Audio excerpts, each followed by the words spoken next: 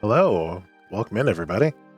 Welcome to another day of Arcade Spirits. Starting off most of a week. Like I said, I'm gonna call tomorrow off ahead of time just because between Sea of Thieves and D&D, it's gonna be a lot on my voice, honestly. And I don't know how long Sea of Thieves will go, and I don't want to cut it short. So I'll be off tomorrow. But I'm gonna try and do the rest of the week, and that will get us almost to the end, or maybe Friday we just power through and we finish this week. I don't know yet. Also, I guess it'll depend on I guess it'll depend on how quickly we get through, especially chapter 7, like how I'm feeling. And you know, it might just be the hook is just like I cannot wait until next week, and we can't do a pickup on Saturday. We have to do this now. We'll see. We'll see how it goes. Also, Raw Games, thank you for that follow earlier. While that was still in starting soon. Basic plot summary, if you haven't been here yet, we are an esports star in the making, probably. Star hopeful. In a kind of a beat 'em up meets MOBA meets rock, paper, scissors game called Fist of Discomfort 2. As a matter of fact, we had never actually set foot in an arcade because this is a world where arcades are still super popular, to the point where there are esports centered around arcade games. And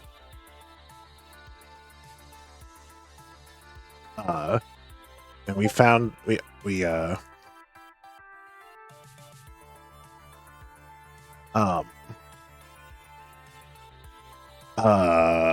sorry, my brain is failing to brain.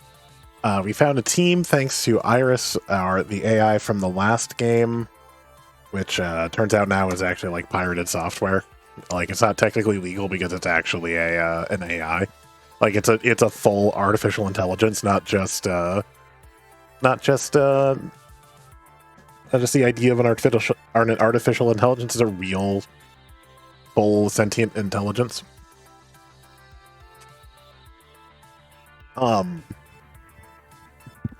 We found a team. Lemon, thank you. We got a sponsorship with Pizza Yums, the pizza bagel company. We got a team house. We've gotten a few wins here and there, including getting our own FOD2 machine to put in our house, and that's about where we're picking up. Is that we are now managing this team that we've named ourselves, and I found a house, and we're trying to see how high we can get as a pro team, even though this was really just a bunch of friends who hung out at a arcade / pizza shop / laundromat.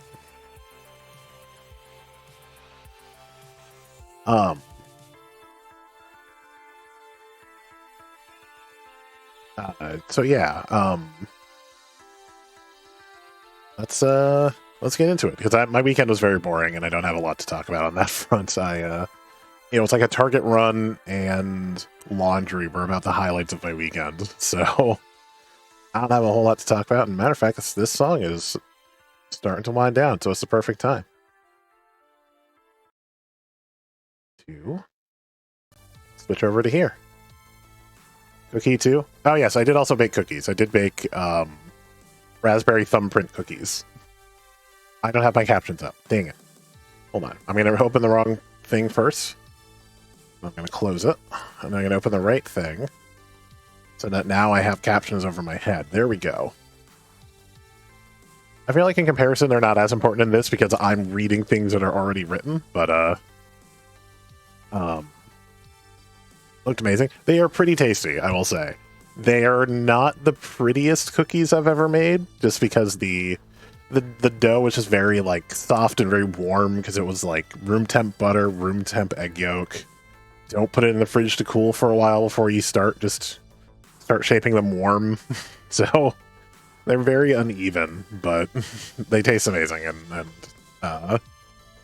yeah. Let's get right back into it. Don't want to change my metadata. I like the way I look. And that's my save for level 4, so we're not going to do that. It's going to advance to level 4. Maximum impact.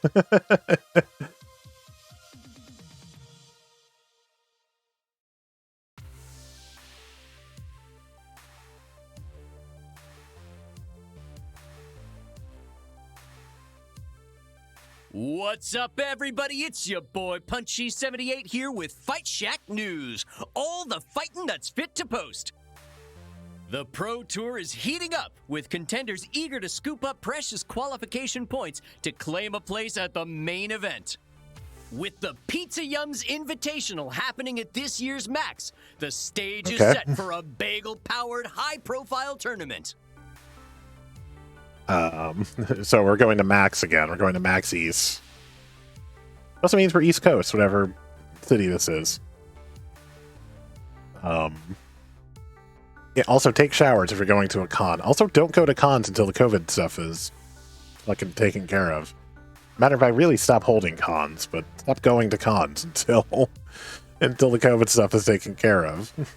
This could be the major win everybody's favorite underdog team needs to really reach for the gold. Do you think that people will think that we're the favorites if we win the Pizza Yums Invitational while sponsored by Pizza Yums?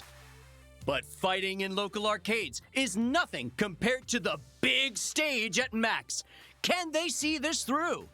Like, share, subscribe, smash the bell, rate Fight Shack 5 stars, tell your friends, tell your enemies, this is getting intense. Wondering what social media has. Like, share, subscribe, a bell, and a rating system.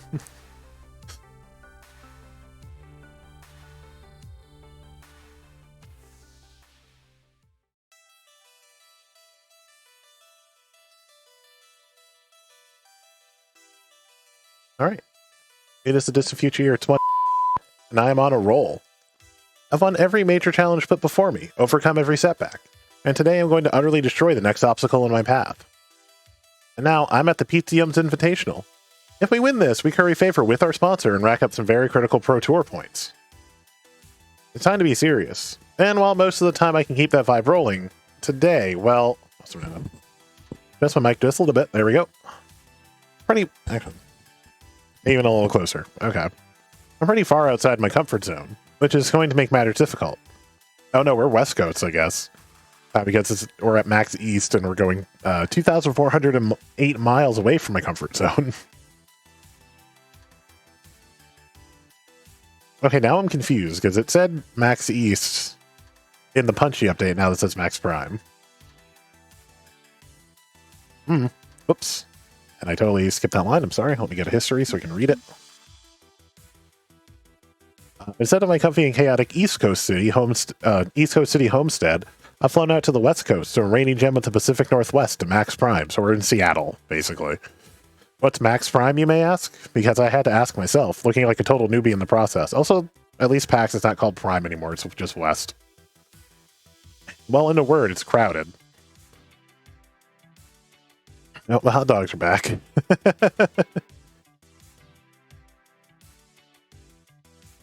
Max is what you get when 70,000 people descend upon a building the size of an airport. All of them here to hawk retro gaming wares, play new arcade games, and enter tournaments. So not only am I fighting off jet lag from my first coast-to-coast trip, dealing with a neck ache from some kid kicking the back of my seat, and generally craving death, I'm also elbow to elbow with unwashed gamers, eager to hustle for rare finds, valuable wares, and championship glory. I want to play Honk. Pac-Coon 1024. The expo hall alone is like an aircraft hangar, packed with vendor booths and playable prototype games. All the major companies and arcade chains have a presence here. Even console games are represented, with the big three arcade giants having booths, but the Palace, the world's biggest arcade franchise, easily drowns them out. All the flashing lights and noisy crowds are threatening to drown me out, too. So, yeah, a little in over my head, and yeah, if you've never been to a gaming convention like PAX, it can absolutely be overwhelming. So, yeah, a little in over my head, considering I was a PC gamer shut-in until recently. But my teammates are eating this up with a spoon. Finally, a left coast Max. I've been to the right coast Max event plenty of times. Now I can compare the two. And if you need me, I'll be, probably everywhere. Wow, so many people who love video games under one roof. I can't wait to say hello to all the indie devs and see what they've been making. This is the best. First up has to be the retro game dealers, though. Maybe I can get a few more rare finds for my collection. 50-hour Japanese RPGs, here I come. Yeah. Hey, we have a meet and greet with Queen Bee. Oh, no, there it goes. Okay, this is a bit much, isn't it? Pity Jinx couldn't come with us. I'd love to grouse about the gaudiness with her. Meantime, think I'll also engage in retail therapy, and see you later. Leaving me with the two most social individuals in our entire group, sticking by my side for the time being. Marvelous. Such an intense atmosphere. I'd heard many a song sung of the wonders to be found at Max, but I'll admit, little has prepared me for the reality. I shall remain steadfast in the face of this madness, rest assured. I vibe with it. Behold the wonders of Max, glorious and terrifying all at once. This is the second biggest Max I've ever seen. The first being Max East, of course. Has PAX East eclipsed PAX West in size?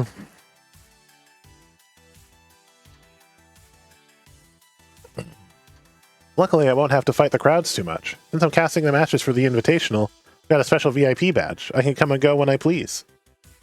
If you want to see Max in all its magnificence without a sea of bodies, I can let you borrow it after show floor hours are over. Is this a bad time to mention that I haven't been in a room with more than 10 people in it since, high school graduation? I mean, look at this. Where do we even start with this? Is there a map? Do we need a guide and survival gear? Should I swear to offer my tasty flesh as nourishment if we get stranded? I disagree, my friend. Come now, it's not quite all that. Oh, and honestly, a guide isn't a bad idea. Luckily, and I can be your Max guides. If you need anything, we're only a text away. Assuming you can get any service, of course. 70,000 people all battling to connect to the Wi-Fi is a tournament on its own. Rhapsody is right. We'll be by your side as needs be. Tally-ho! Besides, your focus today is the Pizza Yums Invitational, yes? Put all this aside and keep your goals in sight. No need to engage with the teeming masses if you're really only interested in competitive play. Do what makes you happy. Sounds good to me. Agreed. Do what you want to do. And if you're getting overwhelmed, it's okay to take a break and clear your head.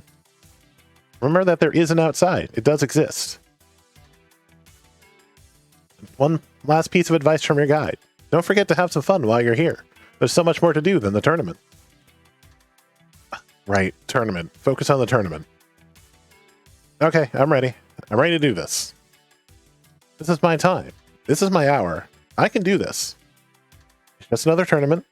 A very, very critical one that will earn us favor with Pizza Yums and a ton of Pro Tour qualification points. But just another tournament. And take a breath to calm my nerves and turn to face a combat arena. The huge stage decorated up for the big showdowns between the top professional teams, all invited by Pizza Yums. Its aura flows into the surrounding booths and right up to my toes.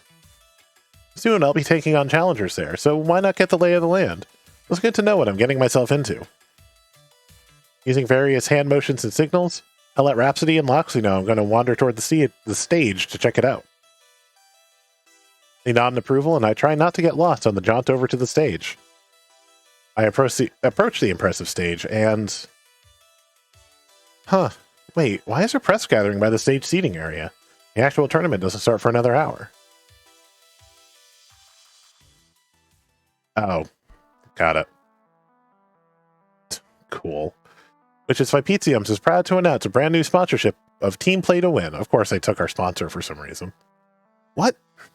We're happy to work with Victoria Proud, who you may know better as Valkyrie, two-time EVO champion and coach for Team Play to Win. Pizza Yums certainly knows how to play to win, and we're thrilled to support the dreams of P2W as they rise in the Pro Tour ranks. They're already number 1 in the ranks. How much more rising can you do? Also, what the hell is Franks with 2 X's? There we go. I called out the captions and it fixed it. Camera flashes go off as the press snaps photos of the newly minted business partners. And then one of them asks the question that's burning in my mind. What about your previous sponsorship of Gamedays For Good? Unfortunately, we've parted... Wow, okay. Unfortunately, we've parted ways as Gamedays For Good. Their spot in the Pizza Yums Invitational will be given to Team P2W. Alright, that is rude. So rude. We wish their little team the best of luck in the future and see nothing but success in store for them. Apparently it's West because it's Prime, but the intro said East, so I'm confused. Or I was confused, but whatever, we're at Prime. Also, we just lost our sponsor, I guess? which we were not told about. As manager, we were not told about this. Now, as we look to the future, we look to Team P2W. We hope you enjoy seeing them dominate at the Pizza Yums Invitational. Why would they, I mean, besides the fact that they're just sticking it to us, why would they take Pizza Yums and not Crimson Tiger or Blade?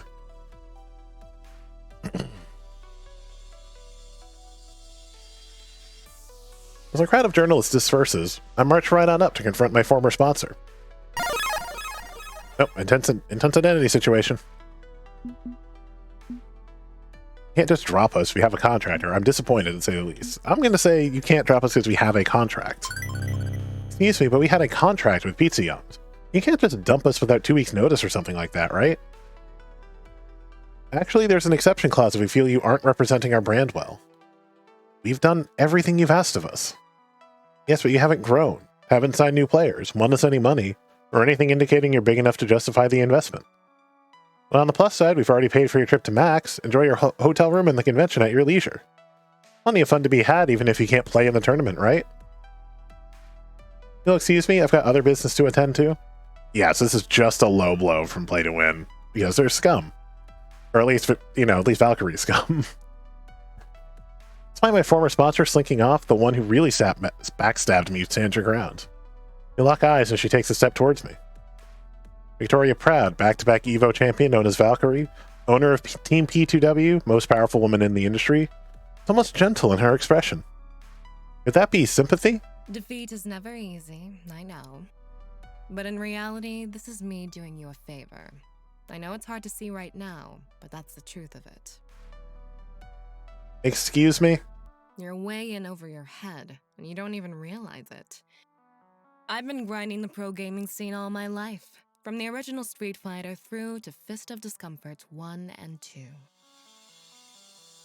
Also, Fist of Discomfort is oh, no, wait. Maybe she was in EVO in other games. Who knows? I've been here, building the scene, while you were busy tinkering with building blocks in preschool. And that's not a dig at you. I'm trying to point out that I've been in your situation before, making the exact same mistakes you are. Nobody was there picking me up when I fell. No one helped me. So that's what I'm doing for you, here and now. Helping you see that you aren't ready for this. Are your players signed with actual contracts? Do you even have an accountant or a lawyer? I have an iris. He waves her phone in my direction, where the neon wireframe of a familiar virtual girl waves back. Yeah, I've got one of those too. She's handy, but an app is no substitute for having a full support staff. You're playing at being something you're not. You should stick to having fun with your friends and let this fantasy of yours go. There's no shame in being a casual. I'm still gonna go logic on this one. I have a doubt as to the kindness of your gesture, Valkyrie. In fact, I'd say it's a fine strategic move for destroying a rival before they can grow stronger. It's entirely too convenient that your generous offer of wisdom is paired with leveraging your own wealth and fame to destroy someone who may one day beat you. You beat me? I've taken the championship more times than I can count. I've built the most powerful team in the world. You're far from ready to do that. If you lost your funding, that's your fault.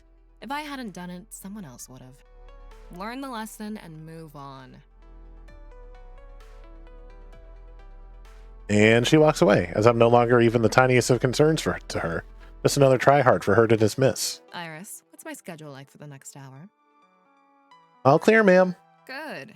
Find me somewhere pleasant to have a spot of lunch before the first round begins.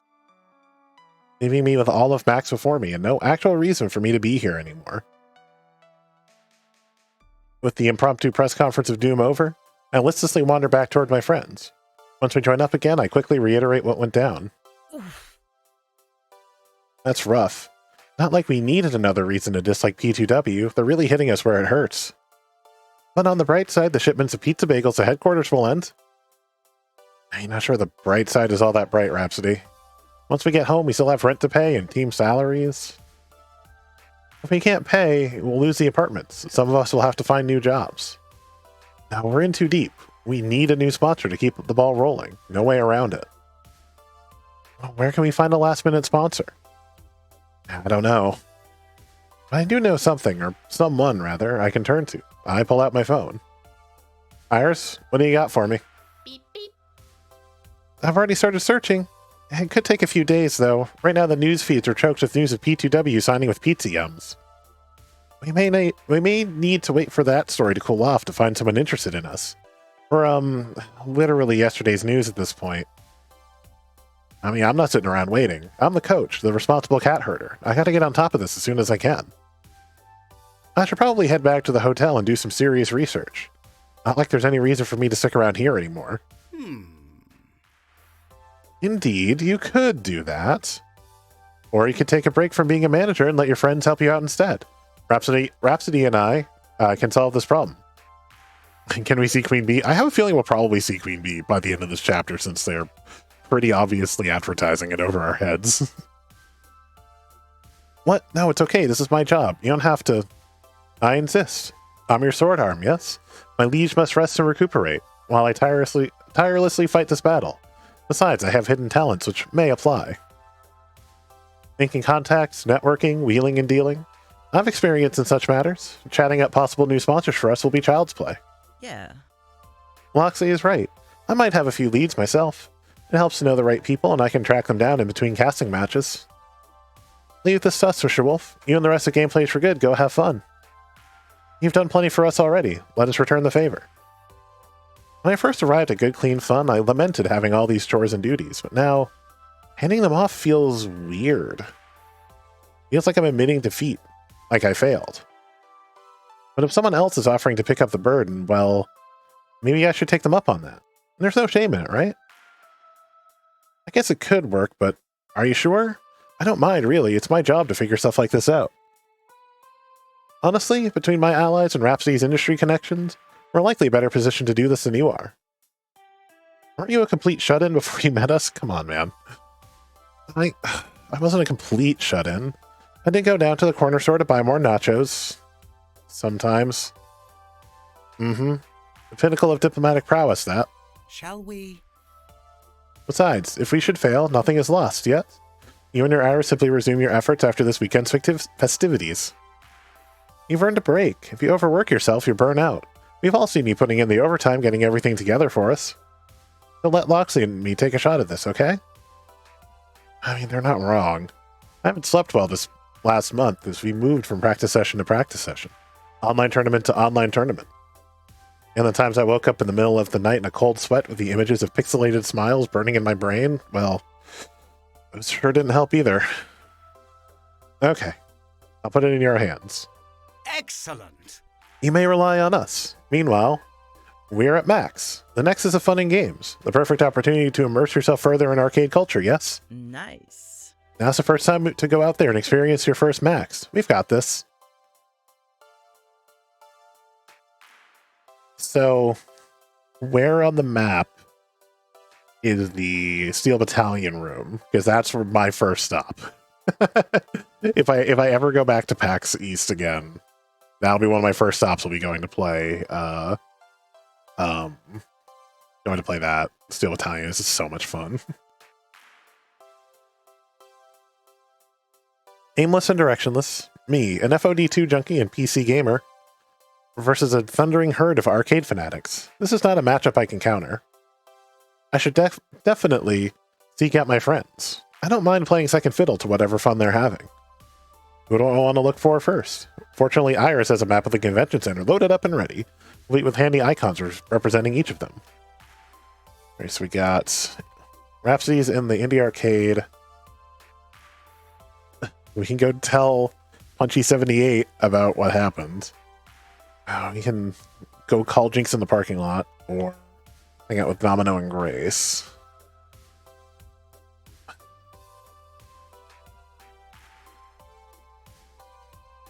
You know, New York or Seattle, actually, not Cali. They used to do one in San Antonio, but I think it just didn't do the numbers that they wanted, so they canceled it. Like, they wound up canceling PAX South completely. And then there is Unplugged. That's also Unplugged is Philly, I think. It's Philly or Pittsburgh. It's one of the two. I can't remember which. And actually, PAX East is Boston, not New York. I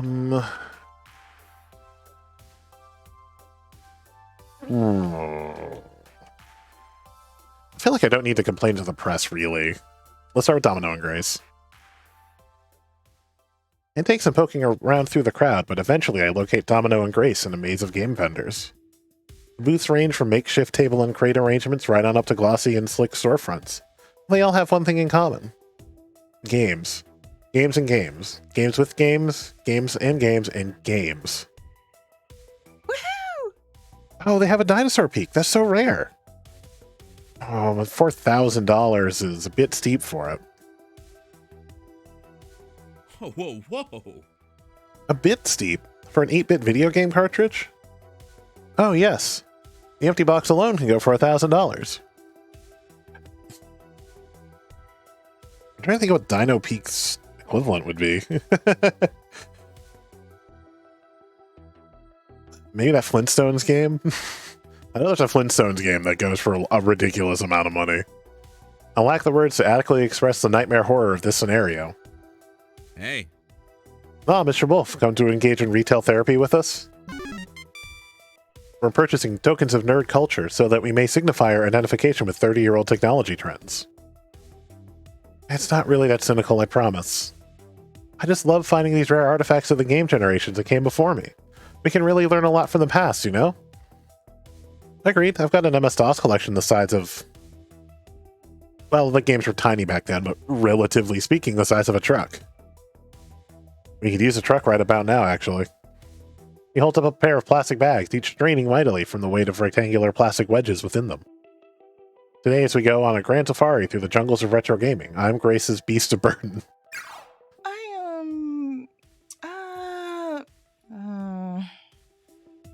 I mean, if it's too much for you to carry, Domino, it's okay.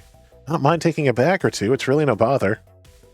That was an exaggeration for comedic effect, Grace, don't worry.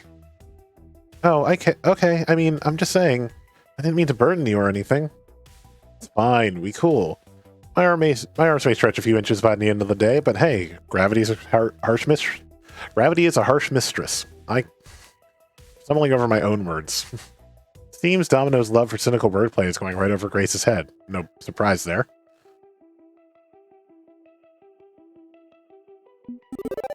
Hey, the way I see it, this is just how we roll in Gamedays For Good. We're friends helping friends. We support each other no matter what. It's not a burden. It's compassion in physical form. Sure thing. Exactly. I want to be here in your time of need, Grace, even if that need is just schlepping around a bunch of cartridges. Well, okay. And you're right. I'm always willing to help out a friend in need. So, Domino, if you ever, if you need anything, I'm here. Even if you just want to talk or... Ooh, what's this? I was distracted by a plastic game box. Grace shoots me a brief worried look.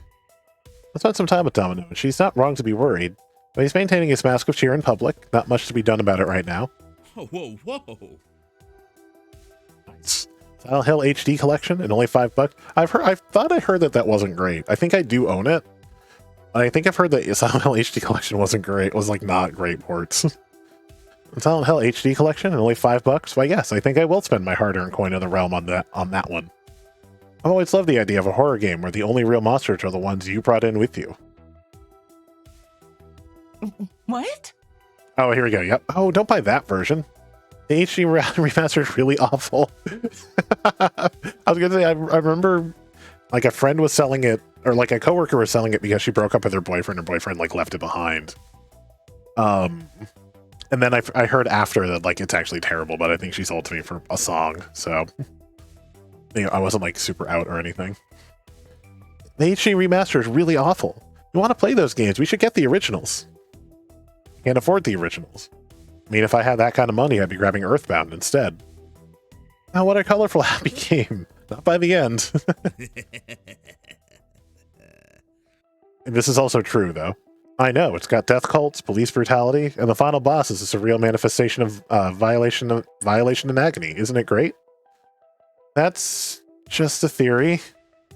Anyway, we could get Earthbound for you. There's a loose copy here for only $200. Practically a steal. Honestly, for Earthbound loose, that kind of is.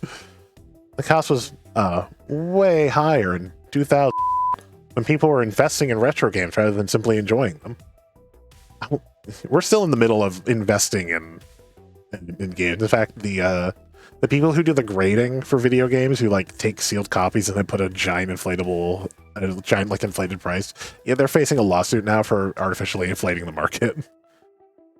Let's get you your favorite game. I'll pitch in. What do you say? If I had that kind of money, sure. Which, as I noted, I do not. With our sponsor situation kind of up in the air, I'm thinking fewer 3-figure impulse buys, the better, right? I mean, there are cheap digital options for getting that game. You just play it on the Switch. Not the Switch. You can play it on the Super Nintendo Classic. They haven't put it on Switch yet. No, they did. They did. I remember they eventually did. There have to be alternatives, right? Also, where? No, it's still not as high as Love, but it was like, how, or kindly, it was like, Logic seems to be winning the day today. There have to be alternatives, right? Is Earthbound available digitally? You don't need the literal piece of plastic from 1990 just to enjoy a game. Well, I mean, you could get the mobile phone version of it for a few dollars, but playing a retro game with a virtual D-pad on glass is... done. Domino pockets his phone, having spent digital pocket change on a digital copy of his dream game. What? But it's a terrible way to play old games. Hey, I'll take what I can get. This is a thing I can actually get. It's not the best, but you learn to live with premium mediocre products when you stay thrifty. Well, okay, I mean, if that's what works best for you. Yeah, Domino wound up really high on friendship because we were in the tournament together. And Grace is super high as well because we've been helping her out as we go. That's kind of why I helped Jinx in the last chapter, helped her move, was because it's like I'm so high with Grace and Jinx is like my lowest. Now Zapper is my lowest, but I'll end up talking to Jinx and Zapper. I'm not going to go complain to Punchy78 about the tournament this time. Well, okay, if that's what works best for you. All the more reason to get a new sponsor, so maybe one day Domino can buy the things he wants without settling for second best. I think that's enough shopping for now. Maybe it's for the best that I not spend all my money on things I don't really need. Hey, don't let me guilt you into not having fun. That'd be sucky. No, it's fine. I'm living by myself now and can't fall back on my family for support. It's a lesson I should learn. No matter our situation, no matter what crisis we face, we're together, we'll support each other, and we'll make the right decisions to get through it. Let's hear it for Gamedays For Good. Hooray. Louder. Hooray. Can't hear you. Hooray, damn it. Seriously, hooray. I can't ray any hooer. I can't ray any hooer. Let's call it here. My brain's melting from being around 80,000 people and my stomach yearns for calories. Time to buy an ill-advised hot dog from the stand. Don't actually do that. From what I understand. Although I've always gotten like the Italian sausage from PAX, never had a problem. I mean, I'm just lucky. But usually they also have like food trucks and you're allowed to leave, so you can just go, get food somewhere else and come back.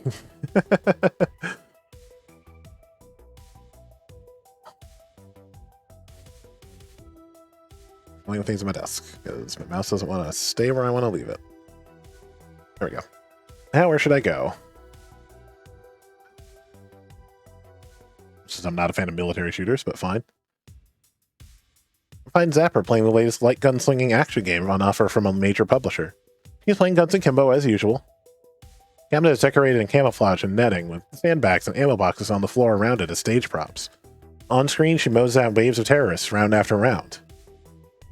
But despite racking up an amazing kill streak, unlocking a drone airstrike to rack up even more bloody deaths. Nah. She holsters the guns and steps out of the way. The next two gamers in line grab from them quickly, eager to play, as are the dozens waiting patiently behind them. Oh hey, sup? How's Max treating you? I spare a glance at the line in front of the game, and alongside it, and wrapping around the booth twice over. How long were you waiting to play that game? Not long. I knew a guy who knew a guy. Oh, so I guess abandoning ship in the middle of the demo isn't that great a loss then? Nah, that's not why I folded. It's... Well, the game sucks, so why keep playing? Isn't this like a multi-million-dollar juggernaut which scored 9 out of 10 from every reviewer on Earth? I mean, I'm a PC gamer, and even I've heard of... Not interested. Well, let me explain. You know I love hot light gun games, and the hotter the better. More chaos, more sharpshooting skill, more over-the-top action. But usually I'm shooting robots, zombies, aliens, cartoon gangsters, stuff like that. When it comes to realistic military shooters, well, no, not my thing. I don't like glorifying gun violence. Hooray for patriotic murder simulators. That's just a domino joke. I feel you. It's so cruel. You rack up a high score by brutally murdering humans. I can understand why you'd feel uncomfortable with that. Wait. What? What? No, it's not my point. Well, it's half my point. It's not like I don't combo juggle robots in stylish and cruel ways, yeah? I'm thinking. How do I put this? I'm not great with words. I think I just prefer fantasy violence. The reality of it is kind of ugly. I think the main issue is... Main issue is that guns are awesome. I mean, that's the general impression I get from you. No, I don't mean that in a good way. We don't use the word awesome in its traditional sense anymore, do we? Be filled with awe. Awe can be wonderful or terrible. I mean, look at the cold metal precision of a mass-manufactured assault rifle, and I'm filled with awe. Not someone who would design someone would design an object purpose-built for mass murder. Content warnings for this entire section, I guess. You know, I didn't realize this was going to be kind of heavy with the way things have gone on in the world lately, but yeah. It's a hell of a thing, isn't it? Hell of a thing. Matter of fact, content warnings are a little up in the chat, or go to arcadespirits.com/CW. Hell of a thing, isn't it? A hell of a thing. Like Oppenheimer looking at an atomic bomb and seeing the ghosts of his future victims. Yeah, awesome can be good or bad. It inspires awe. But awe can be more than one thing. Also, I'm distracted now. What is the QR code?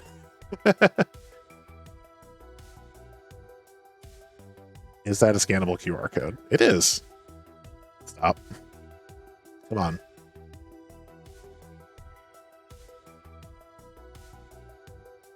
Takes it to the same place. Polycount. Funny. I guess every QR code is probably going to take it to the same place. So the problem is that it's too brutal a reminder of actual reality. Pretty much, yeah. Awesome.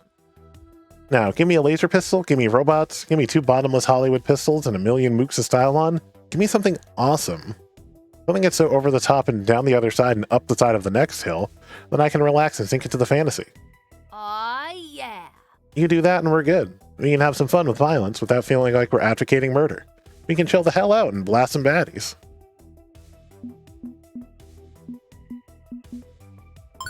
Well, actually, one could say that by reducing the act of murder to cartoon slapstick, that it gradually erodes one's sense of morality through desensitization. Hey, babe, how's it going?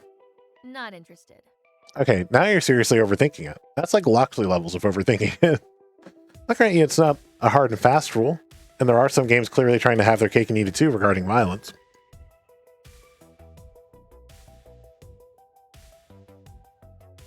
When I draw my own lines for what works for me. I won't play realistic military shooters. Done. I won't begrudge others who want to, but that's not me. Two Flower, hello. Leave it to parents to figure out where that line goes for their kids, and then when the kids grow, they make their own mistakes and learn where their limits are. Got it? How's he like? I do, actually. Thank you very much. Realizing we're still loitering around the crowded booth of military shooter fans, Zapper nods and waves for me to follow her. So, where's my mouse? So, get my shout-outs out. Let me for the thing to catch up. Eventually, not allowed to catch up to those. There we go. We shuffle off to the side of the con floor. Slightly quieter, but not by much. Sorry. Another news, Rumor Mill saying we lost our sponsor today, huh? Oh, crap, right. I almost forgot. It's cool, it's cool. You got this, right? I trust that you got this. I don't mean that in a questioning way. I literally trust that you got this. Actually, Loxley and Rhapsody are taking first crack at finding a new sponsor. They got this. Hopefully. So, Nightbot, Thank you, Lemon. I was like, what's a Nightbot? I told you. You know I'm down. Yeah, I can see that. Rhapsody knows her stuff. Okay. Doubly less worried now. And on that note, I leave. Catch up with you later, Mr. Wolf. Zapper blazes her own trail, and I never know what's coming next. It's interesting, getting these little peeks inside Zapper's head. From the outside, she looks like a mindless adrenaline junkie, but inside... Okay, inside she's also an adrenaline junkie, but a mindful one. There's still so much to see and do. Where should I explore next? What hell Jinx, rather than talk to Punchy78? When arranging for airline tickets to bring the whole team out to the West Coast, one name was absent from the travel arrangements. Jinx. Flying cross-country and dealing with a gigantic convention center wasn't in the cards for her physically, so she opted out of the trip. But no reason I can't phone her up and see how she's doing. Better to do it outside, too, where it's less noisy. Iris, call Jinx on speakerphone. Okay. Ready, Rudy. Hey, Hey, Jinx, just checking in. How you doing? How's the cat? Didn't want you to think we forgot all about you two or anything like that. Cat's fine. But how am I doing? How are you doing? News about Pizza Yums ditching us came across like 5 different news feeds at once. Alright, that. Moxie and Rhapsody are looking for a new sponsor. Failing that, Iris and I will find someone. Don't worry, we'll make apartment rent this month. Yeah, I know. Not worried about that. I'm more worried about how you're dealing with... Hey, it's Jean. Is that Mr. Wolf? Is it? Hey, Mr. Wolf, cough up the rent or I'm booting you all out on the street and suing you for everything you have. Great, we're back to the tough love from Jean. Got it. Come on. John, quit it. He doesn't know you when you're joking around like I do. Oh, come on, let me have my fun. Don't worry, Mr. Wolf. We can just skip this month's rent. Provided you pay it back the next month with interest. Hey, did we run out of vegan pizza bagels? I can't find any in here. Thought you hated junk food. The situation cries out for them. Excellent movies require excellent treats. We need pizza bagels. Hang on, I'm gonna go get some pizza bagels. Jinx, would you kindly request that Xian stop causing cardiac events? I'm standing in an alley behind the convention center. They wouldn't find my body for days. Ugh. Jean does what Jean wants to do, I'm afraid. And Jean currently hungers for both rent and microwave garbage food. From the corner of my phone screen, I can see Iris sighing happily at Jean's choice and snack selection. Right now, we're having an impromptu movie party. I think they felt sorry I couldn't join you all out there. Wanted to cheer me up. Right, that's why I'm calling to see how you're doing. Well, not gonna lie. Having some FOMO, being left behind like this. Well, this sucks. Sucks, you know? Being sidelined by my damn knees. Again. Couldn't be there for you at Hamza's tournament either, despite trying. Maybe I could have come out there. Maybe I should have tried. Rent a scooter, endure the strain. Just make an effort. Instead, went with my gut and said, nope, no way, no how. Didn't want to try, just wanted to stay nice and comfy at home. Now I'm not there in your hour of need. At least bake the pizza bagels, yeah. Sorry about that. Sorry, bringing you down on a day when you're already down, aren't I? So you're worried about me and I'm worried about you. I'm getting the feeling that's counterproductive. We're going to recover from losing our sponsor, so ultimately I'll be just fine. Gameplays for Good are not done yet. And you made the right call not coming out here. It's a nightmare crowd of chaos in a building the size of Des Moines. Huh, that bad? I may need a map and provisions before I go looking for the bathroom. Heard stories, but yeah, total overload, not my scene. Wish I could do more for the team, but in this instance, right call it seems. Thanks. Glad to have a boots-on-the-ground view to reaffirm my decision. No more pizza bagels downstairs. How can we have a Yay Family movie party without pizza bagels? The corner bodega is somehow also out of pizza bagels. Heads will roll and blood will spill. Hell no. John, we don't need pizza on a bagel. Just go get a regular-ass pizza from Ben and Matt. Traditions are meant to be upheld. I will not break for the sacred snacking rights. I would sooner embrace death. Now, if you'll excuse me, I need to procure some delicious, round, bready delights. Toodles! Starting to wonder if massive knee pain would be better than this day of mandatory fun. If Jean insists on watching Mall Cops again just for their bad movie podcast, ugh. Oh, I accidentally went up there. So, in happier news, what's the plan to get back at P2W for trying to kill us? Is that vendetta you thirst for? I didn't think you were into petty revenge. Pick and choose my spots, yeah? Sometimes I shrug it off. Sometimes I come down on someone like the fist of an angry god. It's all about keeping your cool so you're ready for the times when you gotta go ballistic on someone. Is now that time, then? Should I be worried? Nah, more interested in what you have to say. Dang it, I keep accidentally hitting the stick. It's simple, really. Here's what we do. God. Okay, so what we do, see, is we wait until Valkyrie falls asleep, and we take a bowl of warm water and put her hand in it. Then she pees bed while she sleeps. It's foolproof. Except for the bit where you gotta break into her house and sneak into her room while she's sleeping. Hey, revenge fantasies don't have to be realistic, they're just for funsies.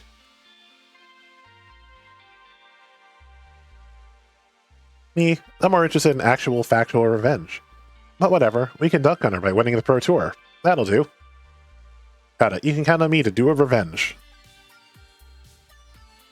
Before I can say anything else, I hear a door slam and a squeal. Pizza bagels obtained. Now who's up for Molotkovs 2, the shopping? At least it's Molotovs 2. That's my cue to go, I think. See you later. Good to check in with everyone on the team when I can, even those who couldn't be here with us today. Time to move on, though. My phone call done, I head back indoors to resume traversing the landscape of Max. But before I can continue my journey into the depths of Max, I'm rather rudely interrupted. You! What? Oh, God, it's Coda. Of course you're back. What's your problem? Why are you doing this? It's Coda, formerly of Team Play to Win? Still wearing his P2W jacket, although it's dirtier and has holes in it? Dude looks incredibly agitated, scared, and angry. Leave me the hell alone. Isn't it enough you already destroyed my career? You want to ruin my whole damn life, too? What? He advances on me, trembling and losing his nerves with every word he speaks. It's you, isn't it? You and your damn iris. My bank accounts, all that junk mail, the things you sent to my mother. What? Koda, what are you going on about? I haven't done anything. Of course you have. You... Oh, so it's not you, then. Of course, her. She's doing this. Well, I won't let you ruin me, you hear me? I won't let you do this. Damn it. Damn it. What are you even talking about? Alright. Alas, he ignores me and runs right back into the crowd, plowing into two cosplayers as he loses himself in the chaos of Max. I honestly have no idea what to make of that. What the heck was he talking about? Is Valkyrie messing with him? Are we going to find out that Joe is messing with him? Who's messing with him? He was ruining his life? Did he mean Valkyrie? Is she carrying a grudge? But before I can ponder it further, I'm interrupted again. This time by happier, familiar faces. Hail, friend! We bring good tidings. Yeah, right, yeah, I feel like angry rivalry or like, you know, if we had like an intense rivalry, I would believe it more than this one. Hail, Mr. Wolf, we bring good tidings. A possibility of good tidings at any rate. Even a possibility would be welcome. It's been a weird day. You do appear to be a little shaken up. Everything okay? I'll be fine. I'm more interested in your tidings. Tell me of your tidings. Very well. We have a strong contender for our future sponsor. My fair Marion struck up a conversation with another Iris and...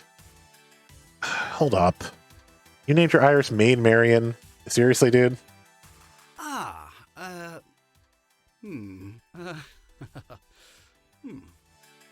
It's been embarrassing, but my lovely Iris decided she actually quite enjoys my, shall we say, aesthetic and chose that moniker of her own free will.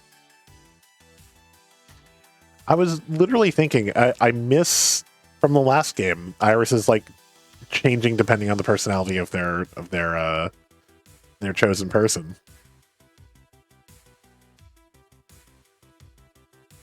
Lox's phone chimes in as a pink glowing figure in a beautiful medieval dress curtsies towards us. Forsooth, 'tis mine honor to assist friends of my lord Loxley in all his battles with my powerful database indexing toolset. Huzzah! So... Right. To refocus, we may have an inroad of a powerful sponsor and a powerful opportunity.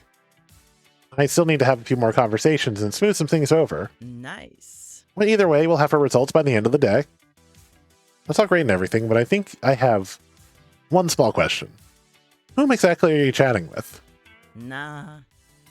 Spoilers? What? I feel as your quote-unquote manager, I should at least get a hint, you know? Seriously, though, I wouldn't want to get your hopes up in case this falls through. It's already been a rough day for you. No need to make it rougher by promising you the moon and stars then delivering nothing. I mean, I guess I can see that, but I don't know. Being left in suspense is pretty awful, too. Very well, this calls for a distraction. Max is filled with those, thankfully. How are you taking to it all? You didn't seem a tad overwhelmed this morning. I'm adjusting. Everybody seems to be having fun, too, which helps. I propose we keep the good times rolling.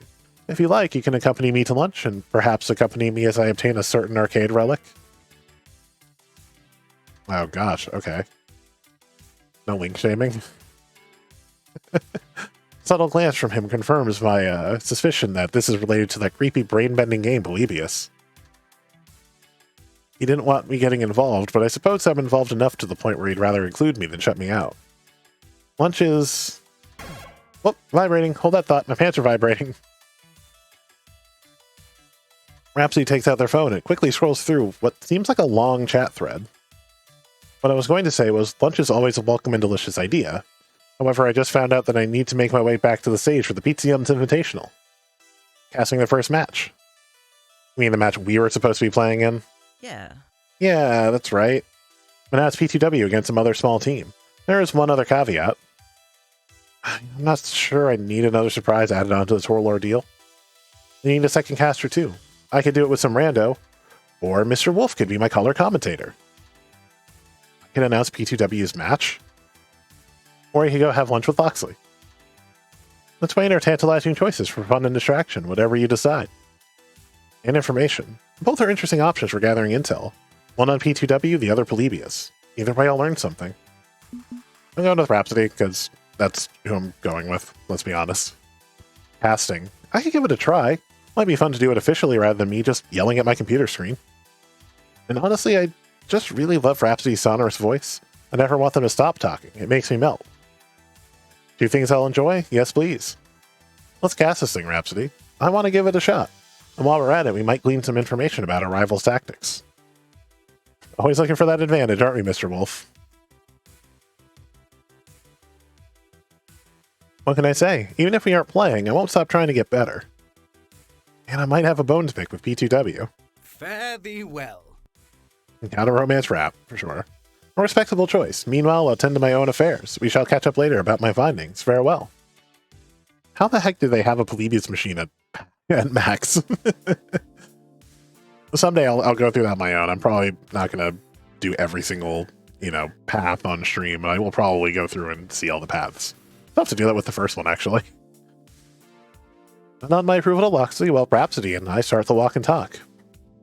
Luckily, I've watched my fair share of tournaments, and I've been able to observe Rhapsody's casting when they do it live or do it at the HQ. And they make it look so easy. So what exactly should I do? Talk? Great, I can talk. Look at me talking right now. I'm so good at talking. You'll be a perfect color commentator, Mr. Wolf. What does that mean? Typically, there are two separate roles the commentators fall into. You have the play-by-play caster who tells the audience exactly what's happening, exactly when it's happening. That'll be my role. Then there's a color commentator. That's you, who's asking questions, analyzing the situations, and filling up the downtime in between the plays. I think I understand. You're like the Fukui-san of Iron Chef, and I'm Chairman Kaka. Sounds good to me. Yeah, that's close enough, yes. But I'll set up the scene and you deliver the lines. It's like any other conversation, albeit slightly more intense. Just do your best to be engaging and have fun with it. I feel more at ease with Rhapsody leading the charge, both on the show floor and with the announcing. By the way, we are still raising money for Extra Life, as I just got put in chat. Trying to push to 500 total by the end of June. Currently sitting at 250 total, so hopefully doubling that. If we hit that 500, I'll be playing Super Metroid and Link to the Past randomized together. It's a wild thing I've always kind of wanted to do, but now I have a seed ready to go. Haven't played it yet. I'll play it on stream. Whenever we hit it, it'll be like the next game, depending on what we're doing. Shortly, we make our way back over to the stage. Even though I was here earlier, the stage was completely transformed. Colorful lights spill onto the stage in P2W's famous colors, and their banners hang in the background. The crowd has also grown tenfold to when I was here last, not making me nervous in the slightest.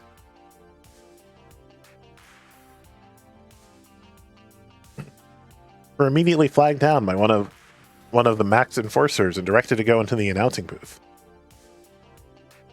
It's a simple booth and desk combination for the casters. It's got mics, it's got headsets, it's got screens, everything we need. Oh, and those chairs look pretty comfy. Nice. They are, trust me. Rhapsody drags her fingertips across the desk's surface as they saunter through her seat. Sitting down, they smile coyly at me, winking. Care to try them out yourself? I oblige, taking a seat. These are nice. My buns feel perfectly cradled. Running live in a few minutes, let me break it down for you. We don't start until after the main announcer introduces the teams. We'll get into place, and then right before character select is when we go live. It all seems in line with what I've seen you do before, but I appreciate the reminder. Refreshers are always nice.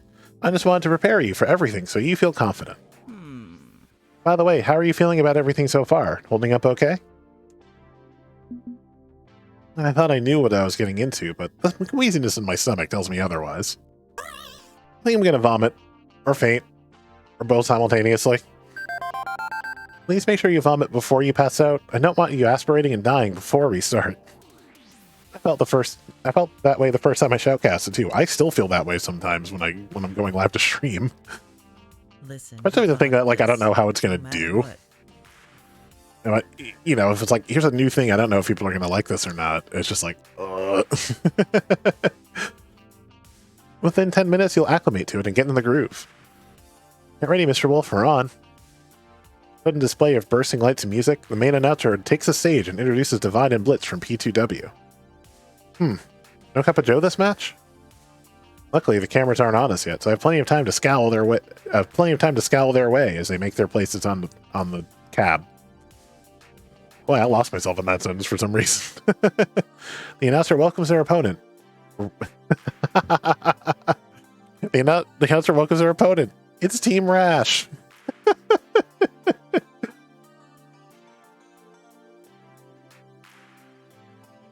Yay.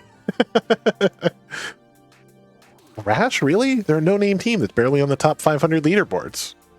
Seems like Valkyrie isn't just taking sponsors, she's ensured the easiest matchups for Team Play to win.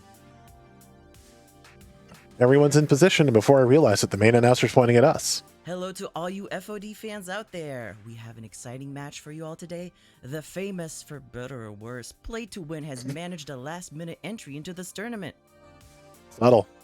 How will they fare against Rash? I don't know if I added this. I remember they said like there is a reference to there is a stumped reference, and Since P2W lost their match at Good Clean Fun, they've trained extra hard to make up for that defeat. That's been their only loss this season. Will P2W continue their streak, or will Rash finally end the reign of terror? What do you think? Willing to make any bets?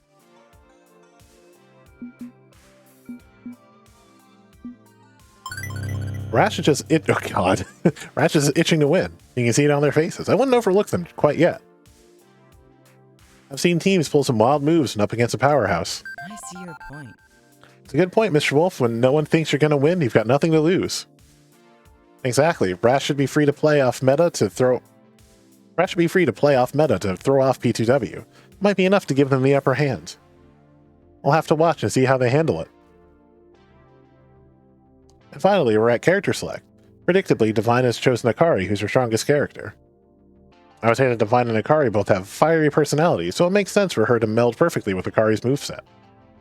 Awe lights up in Rhapsody's eyes as they nod in my direction. Leaving Blitz to choose his main, Silent Blade, a good combo of attack-based champions. P2W certainly brings in the big guns.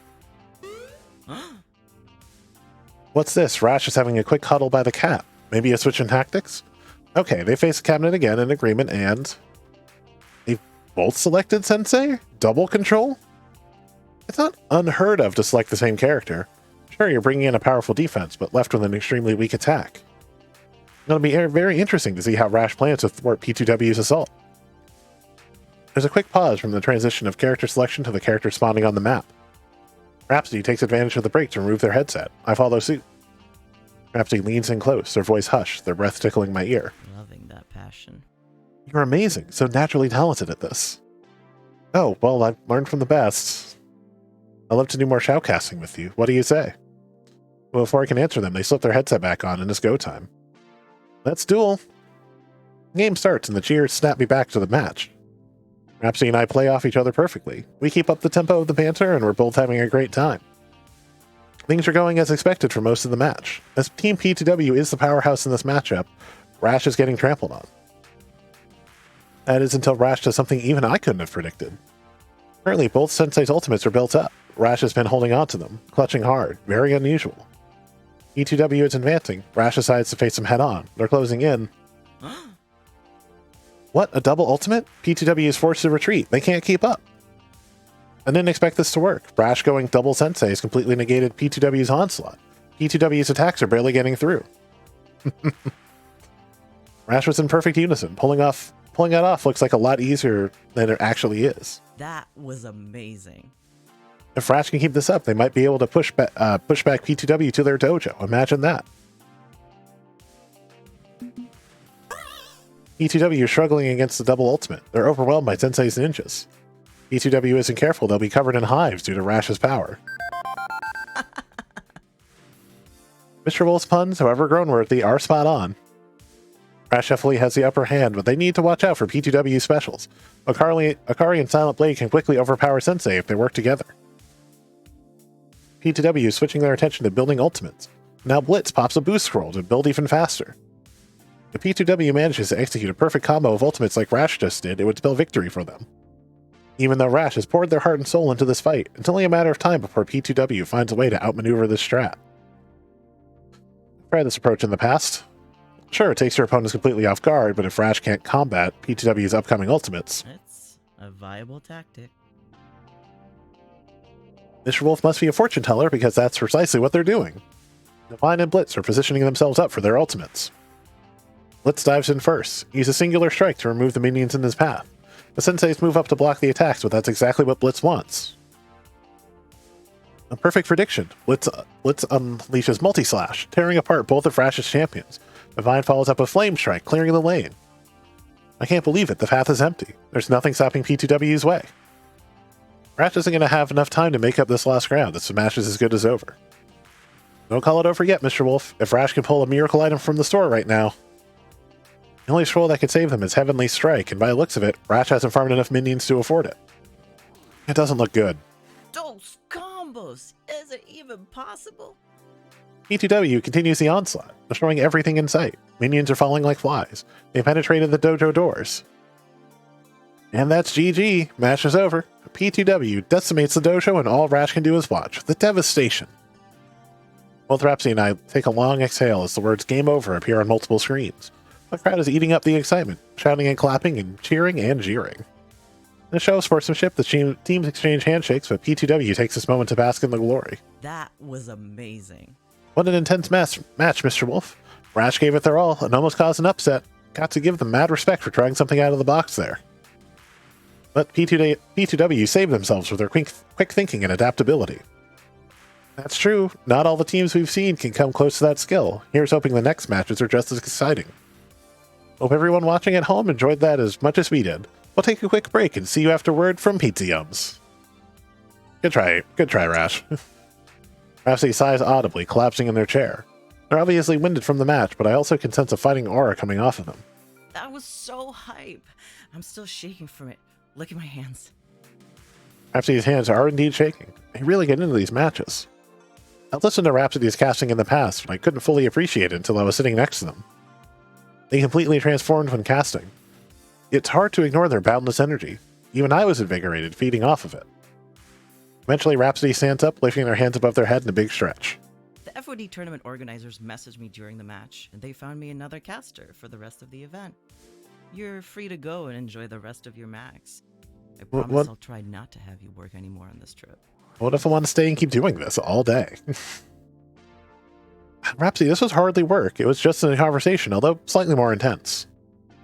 I wink, echoing their own words from before. Fair enough. I had a lot of fun casting with you. I appreciate you filling in at the last minute, too. I owe you one. They're happy, I'm happy.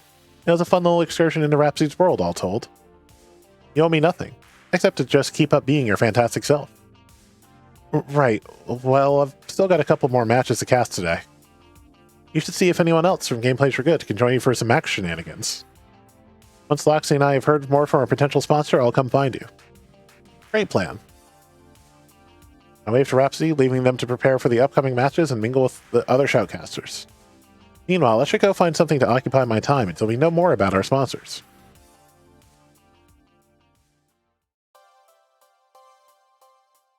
With Rhapsody's business concluded, I'm cut adrift again to wander the floors of Max. And you know what? I think I'm getting used to the chaos. I'm getting used to the crowds. And dare I say it, I'm kind of having fun. Losing our sponsor is a setback, to be sure, but we're still on a winning streak. Why worry? We'll overcome this challenge. My trajectory is straight upward. Nothing is going to change that. I'm a winner, a champion, and the rest of the world needs to catch up to that idea. In the here and now, there's Max. There's fun to be had, and darn it, I should have some fun. Beep beep. Curious, I pull my phone from my pocket to be greeted by a smiling Iris. I've been analyzing your conversational tone and heart rate ever since this morning. Aside from a brief spike of stress early on, you're doing well. I'm glad our efforts are paying off. Yeah, we'll be back on track with the Pro Tour in no time. No. I mean our efforts at helping you with your mental health issues. What? If you mean my desire to win, maybe I get too fixated. I wouldn't go so far as to call it mental health issues. Call it what you like, but know that I think you're in a much healthier place now. You and the rest of your team. Think about it. You're all here pulling for a common cause, but also relaxing and enjoying time spent with friends. You're in a better place. And trust me, so are they. In fact, I'd say the real victory was... God damn it, Iris. Please don't say the friends we made along the way. No matter what label you give it, the fact that you've all bonded over your woes and joys, your troubles and triumphs, it says a lot, you know? I guess. It hasn't been that long, but I already feel close to everyone in Gamedays For Good. Anyone in particular strike your fancy? What fancy and how's it being struck? Don't forget, when we first started on this path together, I said that you might even find romance. They're your friends, yes, but they love and care about you, even if some wouldn't use those exact words. For some, perhaps that goes a little further than you might think. And don't deny you were interested in finding someone to love from the start. You told me as much, remember? Now, don't feel obliged to make a move yet. I'm still calculating your relationship data and emotional analytics. I can advise you as to the right time. Just something to think about, okay? I was going to say, I'd be surprised if this was also the romance chapter, but...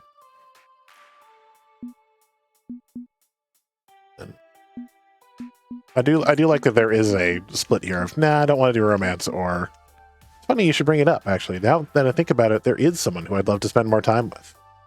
Ooh, who? You have to ask. You're the emotional interpreter. Surely you can figure it out. Aw, my one is spoilers. Come on, please. Nope, no spoilers, sorry. Rhapsody's always around to chat FOD2 with me and impart their knowledge. It's really inspiring. Also, have you seen the muscles on that body? I want them to bench press me. What do you mean? How can another human bench press another one? When you're older, Iris. Thanks. I'll do everything I can to help you in your love life. Just say the word. Anyway, you've got the rest of the afternoon to spend with your friends. How about I open your map and point out where they are now? Sure, show me what you got. Now performing location search. Beep. Beep. Ding. Here you are. Alright. Oh, Cyber's on the phone with Jinx. Grace is playing India for indie game. Oh, we can find Joe. Then we've got Domino outside. Alright. Before we start making choices, I'm gonna save. I'm gonna go use the restroom. I will be right back.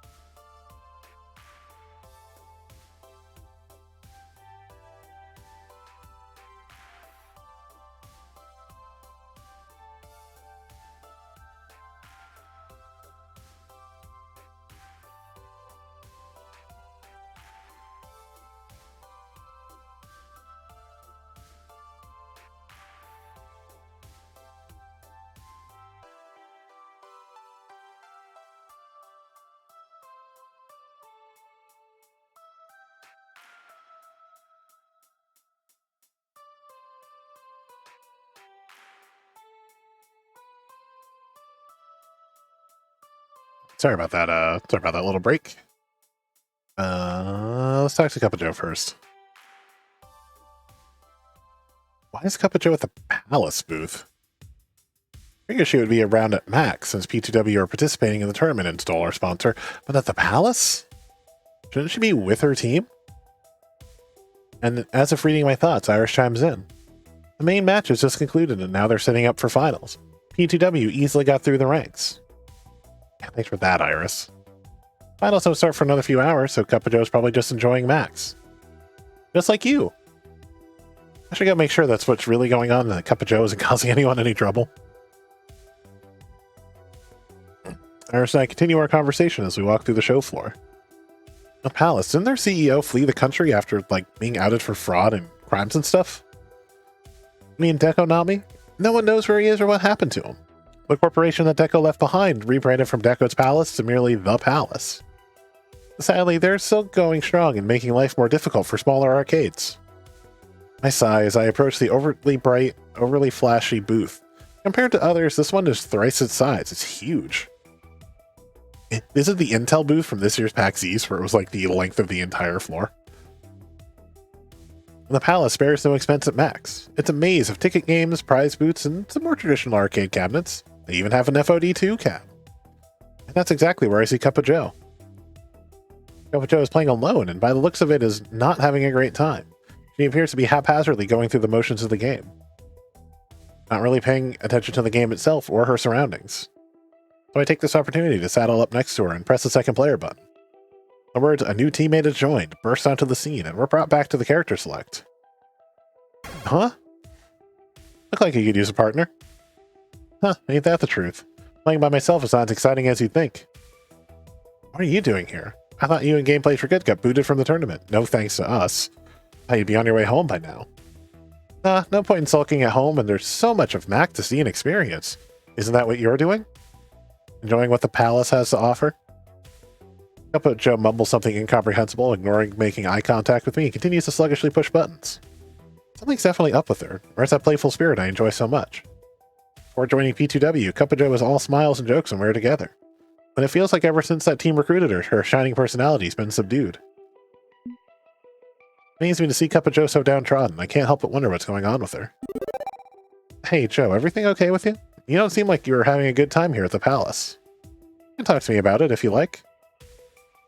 Sad smile spreads on her lips. I'm fine. Obviously she's not fine. She's on the verge of tears. The pain in her eyes is as clear as the night sky.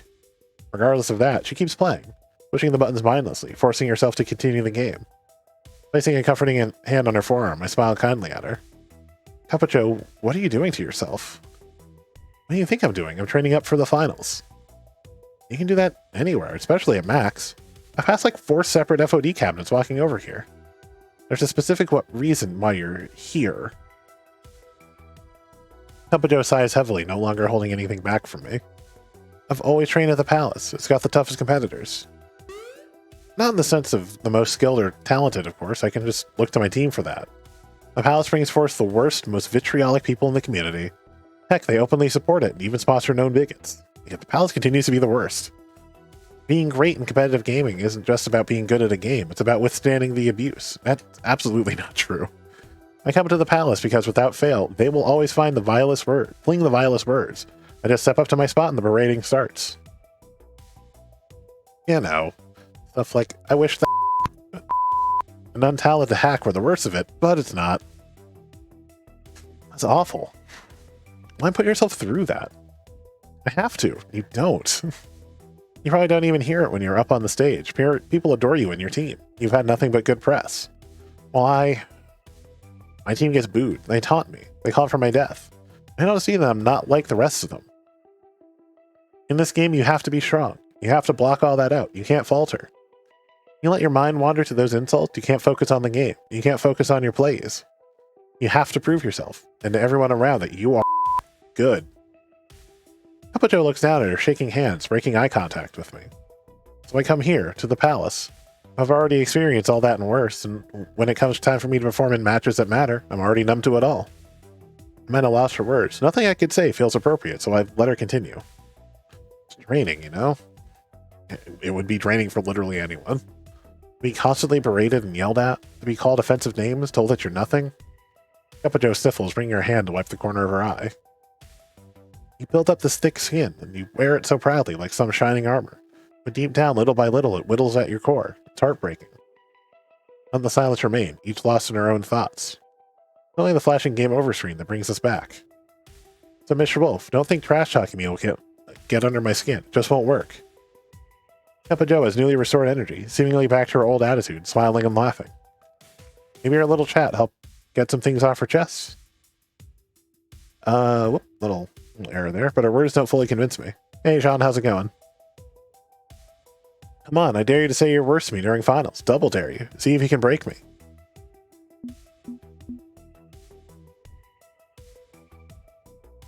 Cup of Joe really expect me to trash talk her after all we've been through together? I don't think so. If I can be there in the crowd for your final match, I'm absolutely going to be cheering you on. I'll be the loudest voice you hear, I promise. That's not necessary. Well, listen, Mr. Wolf, I should really get back to my teammates before they start to think I'm ghosting them for finals. Nice. Get a good workout in. I need to get back to working out. Did I say that last thing? History just in case. Listen, Mr. Wolf, I should really get back to my teammates before they think I'm ghosting them for finals. Catch you later. Cup of Joe takes a few steps away from the cabinet, only to pause for a stride. She looks back to me. Thanks. I can't say I'm not worried about Cup of Joe. That was certainly a heavy conversation we just had. Yeah, Cup of Joe's based on Joe. Mr. Teal Wolf's based on me. Also, I'm trash, and I named my character from the first game and the second game the exact same thing. I'm not sure if that made my relationship with Cup of Joe better or worse. What I do know is I need to go do something else. Just need a moment to decompress from all this.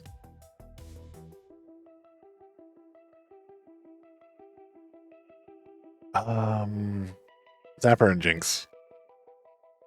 Hello? Can you hear me for a second? Your voice went all roboty for a second. It's like there's more radio signals in this building than actual oxygen. I said that if you...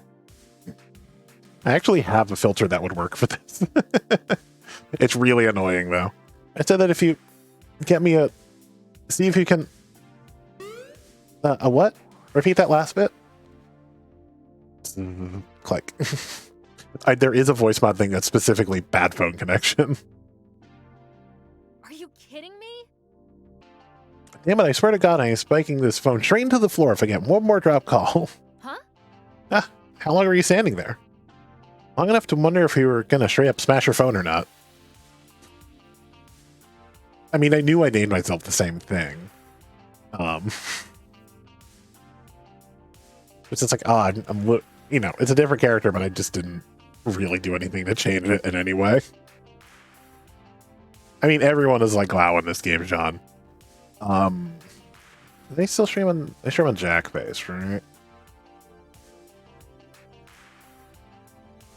Is Jackface or Jackface McGee? Just Jackface now? It's just Jackface now. Rad. Okay.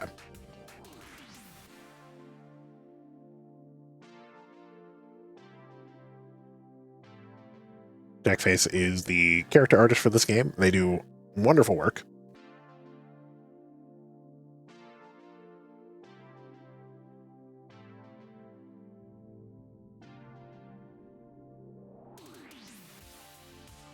Also, not my thing here, but my avatar and various social medias are sketched by them. They did my Madrash drawing. You can see I'll pop that up on Just Chatting. That's the one I won in a Stumped Miss giveaway. Long enough to wonder if you're gonna straight up smash your phone or not. I phoned up Jinx earlier today. You get a better signal outside the building. What, and expose myself to the concentrated carbon emissions of a dozen food trucks? Hell no. Well, this sucks. Ugh, this monkey wrenches my plans. I mean, I can improvise, I'm just not sure what to do for Jinx. One of you in the flat cap, yes. Clarification, please? I'm trying to get a little gift for everyone on the team. Something personal, Something I know they'll like. I got Domino a little vinyl pop figure of a sad anime boy. Loxley got a foam pixel sword. Found a really good broadcast set for Rhapsody on discount. Found a pretty sweet Euro board game for Grace. Like one of those ones where you place workers and trade wheat for sheep and crap. It's Catan. I'm not sure what to get for Jinx. I have a hard time reading her, you know? She's normally so quiet. Okay, let's work through this. What are your options? We got 3. There's a plastic steering wheel controller for Grace's retro consoles. A used copy of the Fast Car 6 soundtrack on vinyl, and I don't know, like a Max hoodie? She doesn't really wear hoodies. The controller's kind of junky, and it's for Fast Car 6. I heard the guy who made it did, like, inappropriate things with a badger or something. Help me out here, okay? What do you think she'd like the most? I mean, it might be a rare find, honestly. Even if the game's taboo, music is music, right? And it's a rare find, which is a plus. Maybe she'd enjoy rocking out to some Maybe she'd enjoy rocking out to some FC6 tunes while she's playing FC7. Wow. That was hard. Kind of risky, but hell, why not? It's a record made by an entirely different company. Not like the jerkbud who made the game is getting a dime off this sale. Let's get that. With gift selection made, we step in line to very gradually approach the makeshift booth's cash register. Given the amount of people in line ahead of us clutching soon-to-be-purchased nerd totems, it's gonna take a while. Hey, wait, you mentioned gifts for everyone except me. Oh, right. And she pulls a small plush FOD2 dolly from her backpack and presses it into my hands. Here you go. You're a Tomokaze main, yeah? Stick this next to your pillow so you can cozy on up to generic McEvery protagonist tonight. As for me, tonight I've got plans. Plans? A matter of plans, may I ask? I mean, yeah, it's you know, it's like a reference to Need for Speed or whatever. They're like sit-down cabs, maybe even asphalt. It is a racing game. Jinx is the racing game name of the group. Duh, it's Max. This is the party capital of the nerd world. Game publisher parties with game-themed cocktails, room parties which result in furniture tossed out the window into the pool, even just hanging out at the hotel bar. And if you can't have fun at Max, you're not even trying. Or possibly dead. Admittedly, I've never been to an after party at a PAX, but that's also because by the time we're done at PAX, it's like dinner, crash in bed, do nothing until the next day.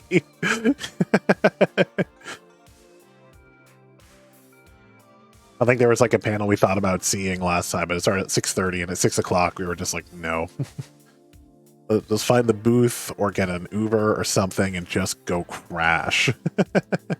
And later.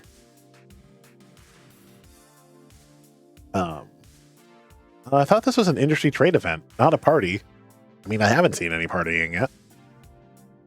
Even sticking to the expo floor. You gotta know people who can get you into the good stuff, and that only happens off-site and at night. I mean, I'd have to find an after party. And John, the great thing about PAX is you can cosplay and dress however you want. No one's gonna bother or question it. In fact, depending on the costume, they probably just want pictures of how good you look.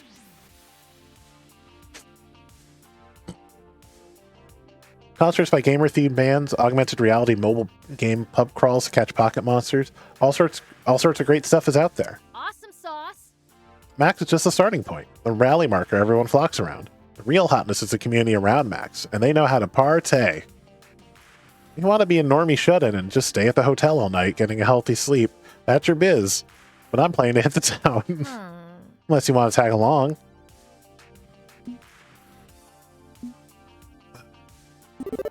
I don't think I could possibly party as hard as you do, but if you need a designated driver, I'd be more than happy to join you. Wait. What?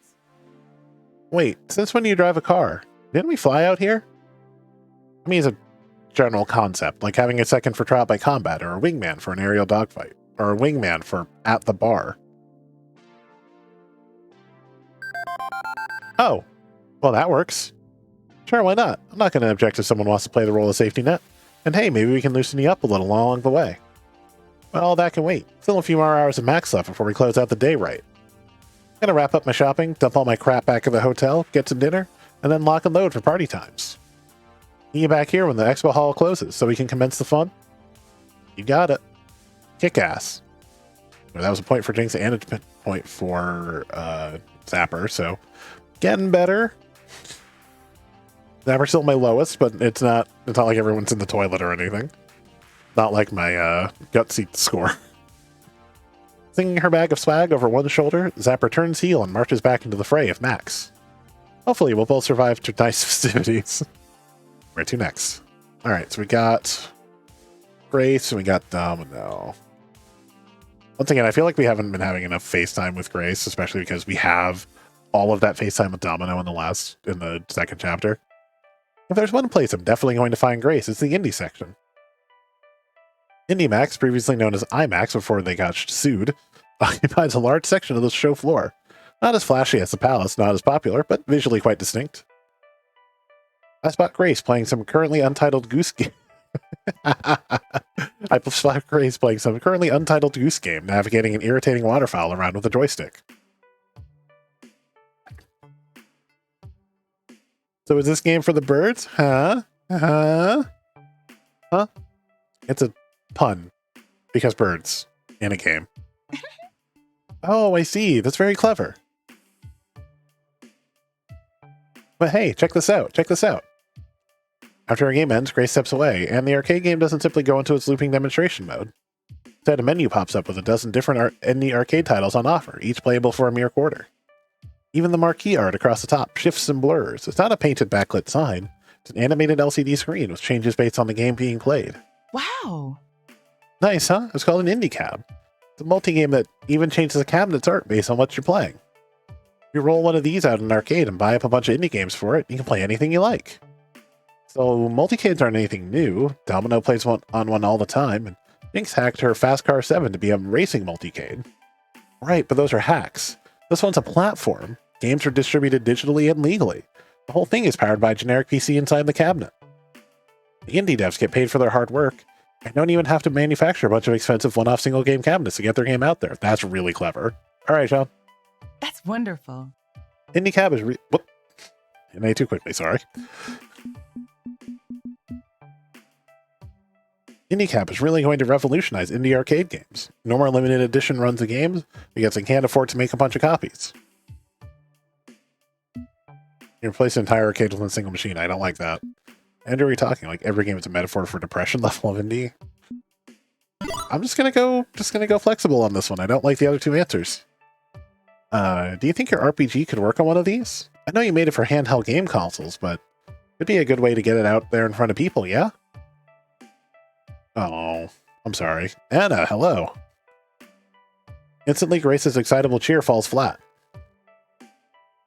I guess. Maybe. When it's finished, maybe. Something wrong? Well, I haven't really been working on the Wanderlust Trail lately. I didn't even bring my game with me to the expo floor to show it off to anyone. Why? You're proud of your work, right? Absolutely. Are you still rattled from, Blitz messing with it? Even if there's not been of an ongoing problem with it?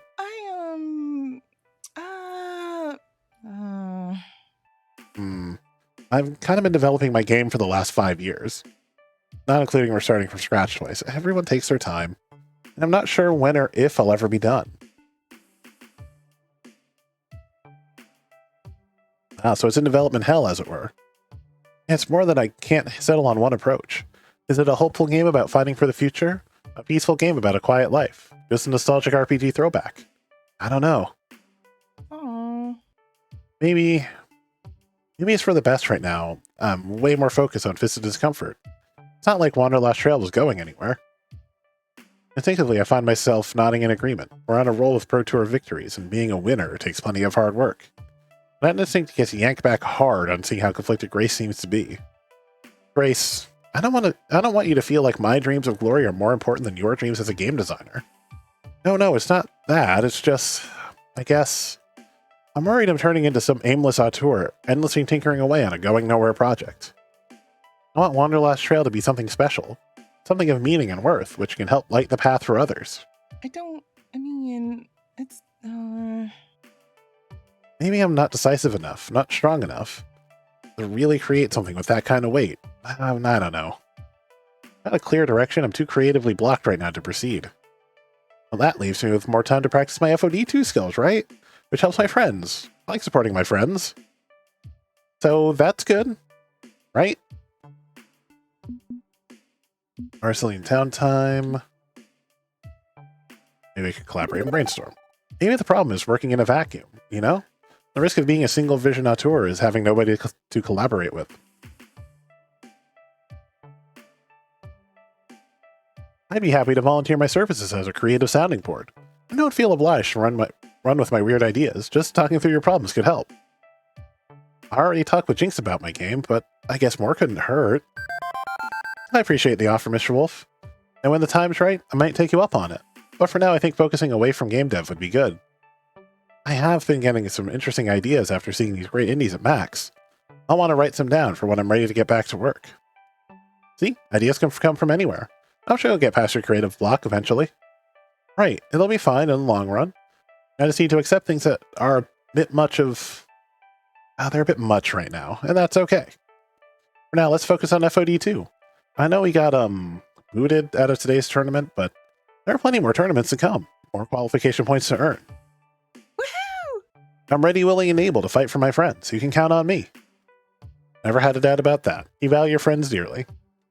Okay, I should finish checking out all these cool indies before the show floor closes. Thanks a bunch. Thanks for your words of encouragement, Mr. Wolf. You're the best.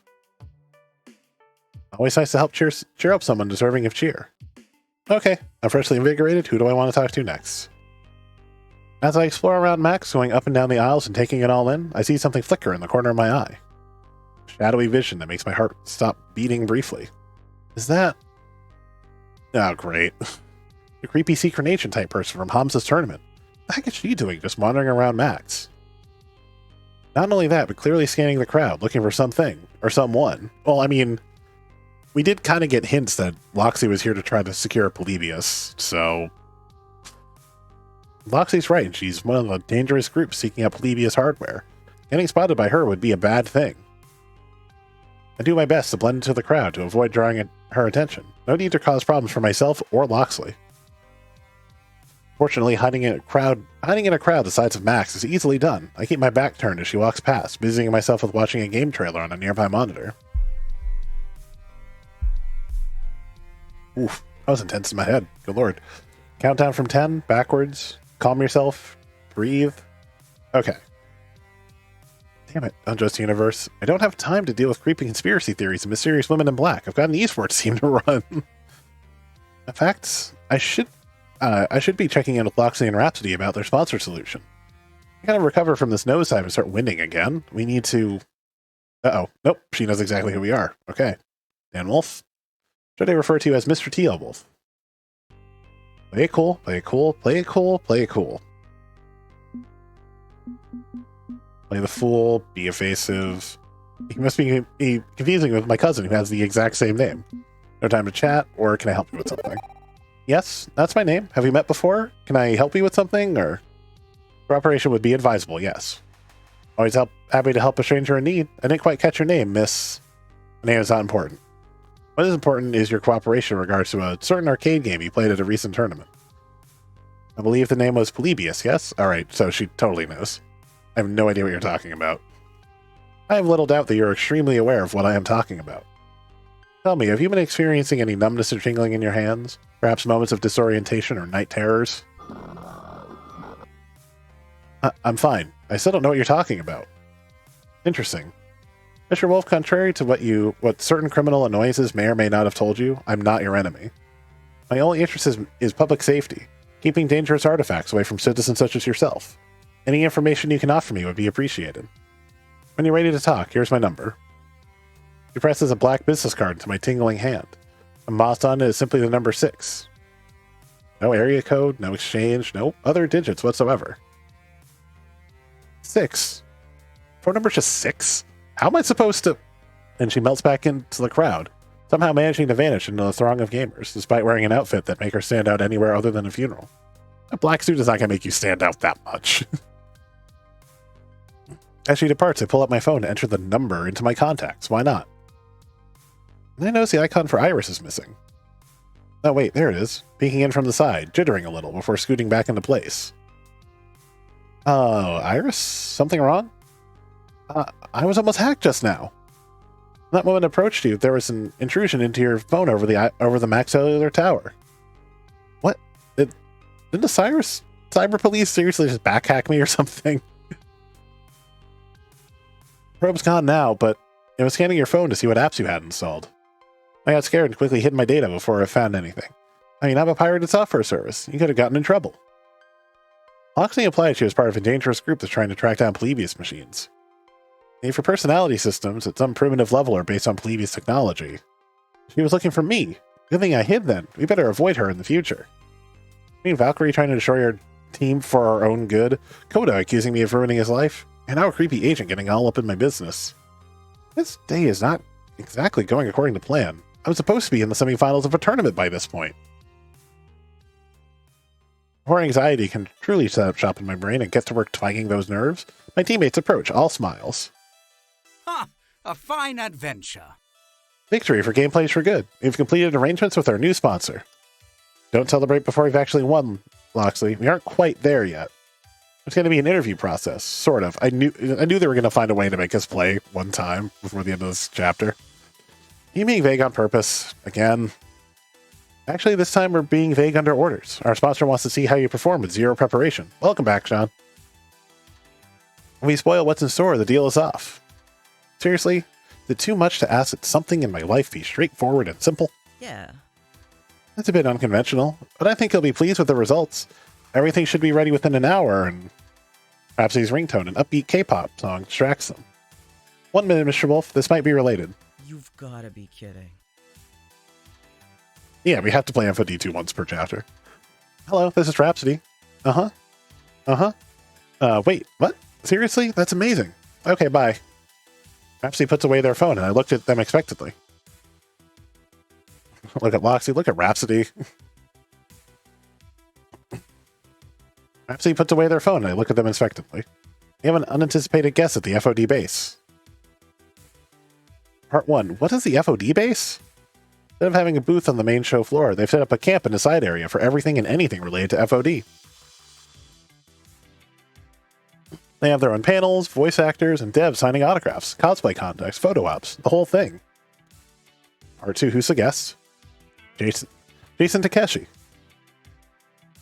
If memory serves me correctly, he's the lead developer on FOD? I vibe with it. The very same. The one who is the brains behind our favorite game. It'd be an honor to finally meet him. Would you like to come with me, Mr. Wolf? Touch fingers with the creator? Actually, I was hoping to pull Mr. Wolf away for a bit to assist me in a small matter. You see the booth for the palace over yonder? Yeah, I dropped in on Cupajo earlier. Apparently they're a cesspit of bad behavior. Our esports scene is indeed foul and unpleasant, but our primary stock is in trade is bilking children out of their money with colorful prize games. It's Fist of Discomfort, which is the name of the game that we're good at. Serving multiple audiences with unpleasant but highly profitable approaches has granted them considerable strength in this industry. A position of power they freely abuse with a phalanx of lawyers to defend themselves against accusations of encouraging gambling and minors with their scammy prize games. Shall we? Tell me, Mr. Wolf, how would you feel about engaging in some arcade justice with me? You're going to do crimes again, aren't you? If by doing crimes you mean break into their data network and steal corporate intel about their latest secret scheme, then yes, I'm going to do crimes. But I'll bear the burden of naughtiness for the most part. What I need is for someone to play distraction for me while I slip in and liberate the data. Sounds good to me. Heck yes, crimes. Can't stand the palace myself. Never have or will I ever cast there. It tarnishes esports' reputation with their poor sportsmanship. I hope that after Dekonami vanished, the company would go bankrupt at least, but sadly it's still hanging around. Seeing Loxley take them down a peg would be honestly kind of nice. I can go to the FOD base by myself if you'd prefer to help him. Either way, we should be ready when the new sponsor wants to see us in an hour. So we leave this decision to you, friend. Well, Rhapsody, at least in this playthrough, I'm not interested in doing crimes. Meeting Jason Takeshi, the legendary figure who made Fist of Discomfort, would be a dream come true. Much fun as arcade crimes sound. Not to mention that spending more time with Rhapsody is a nice addition to that dream. Rhapsody, put down the red carpet and lead me to the FOD base. I want to bask in the light of fisting royalty. Come on. Phrasing. Careful, friends. Don't get too swept up by meeting your hero. Developers are still very much people, just like you and I, and quite fallible. I'll catch up with you post-haste, after crime time. Why? Why is you not still in...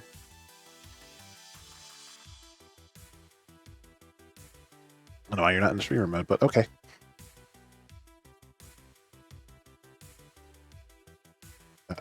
Catch up with you post-haste, after crime time.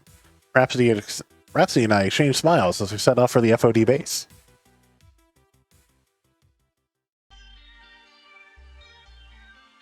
You find the FOD base is a dedicated area set up behind the seating of the arena.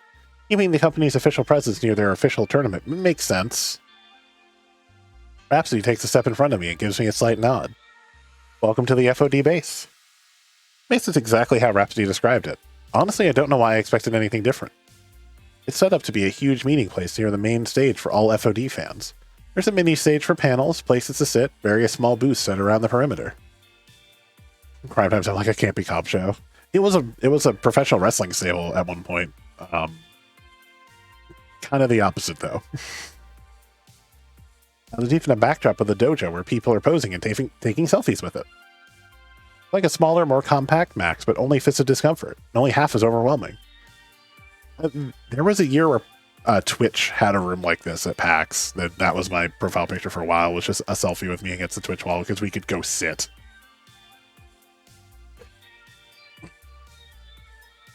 What should we do? When is Jason Takechi coming out? How exactly does this work? We form a queue? Should I have him sign my chest? Slow down there, Mr. Wolf. Don't get too excited. This is a very last-minute thing, so I imagine it'll be a simple Q&A with the autograph session after. Whatever happens, I know it'll be great getting to listen to Mr. Takeshi speak. That's what I'm talking about.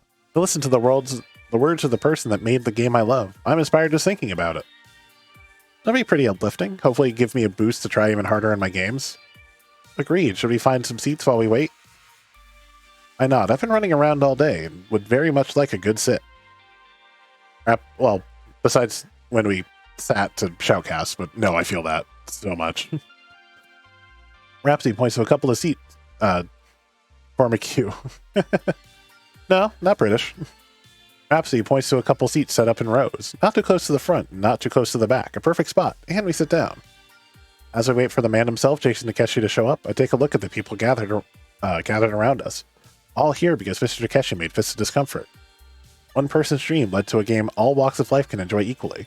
FOD doesn't care about your financial status, the color of your skin, your gender, consoles versus arcade, or PC. It's about bringing everyone together to celebrate our love of this game.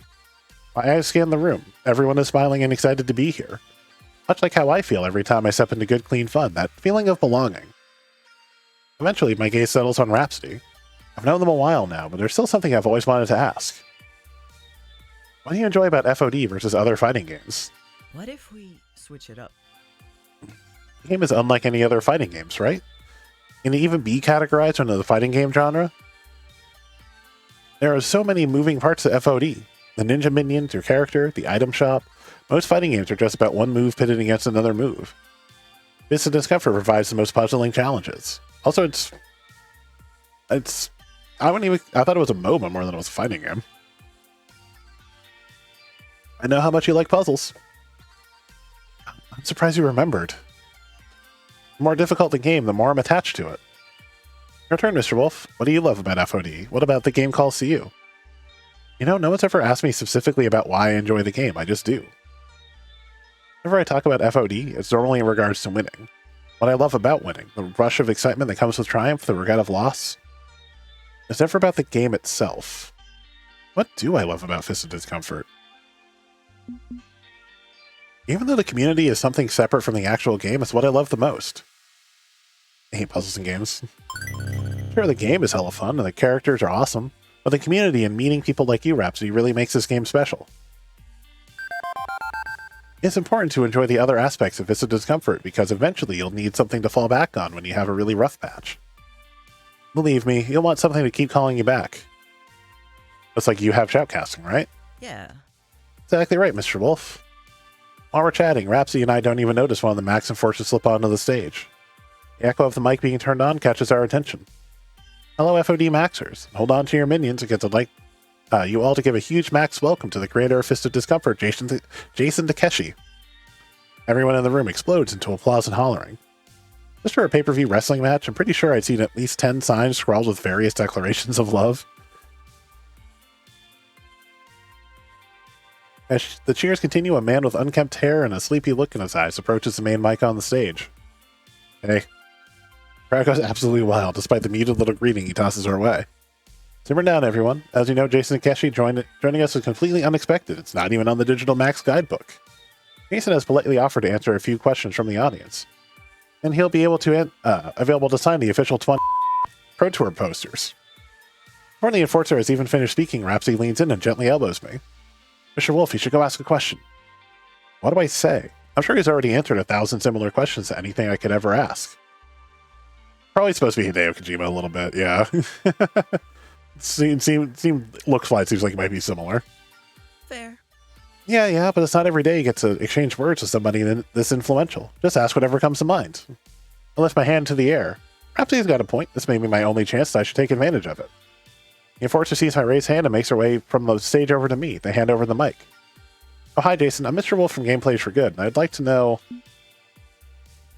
I must know how he came up with this game. It's a once-in-a-lifetime opportunity to learn the sorts of his genius. What was your inspiration for creating Fists of Discomfort? I don't know. Boredom?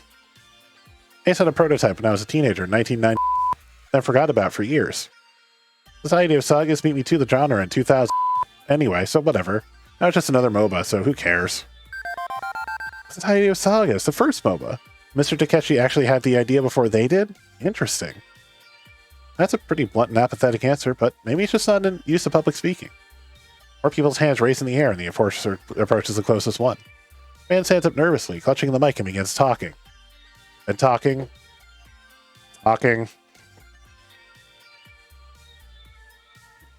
Very typical of Q&As. Seriously, this person's giving their whole life story. They're even going to be a question at the end of this tirade. So that's why I love FOD. Anyway, Mr. Takeshi, sir, what do you think of the FOD community? Uh-oh. The composed developer offers an emotionally distant shrug in response. I don't understand why it's as popular as it is. Really? This is a silly game I made to distract me from my normal day job.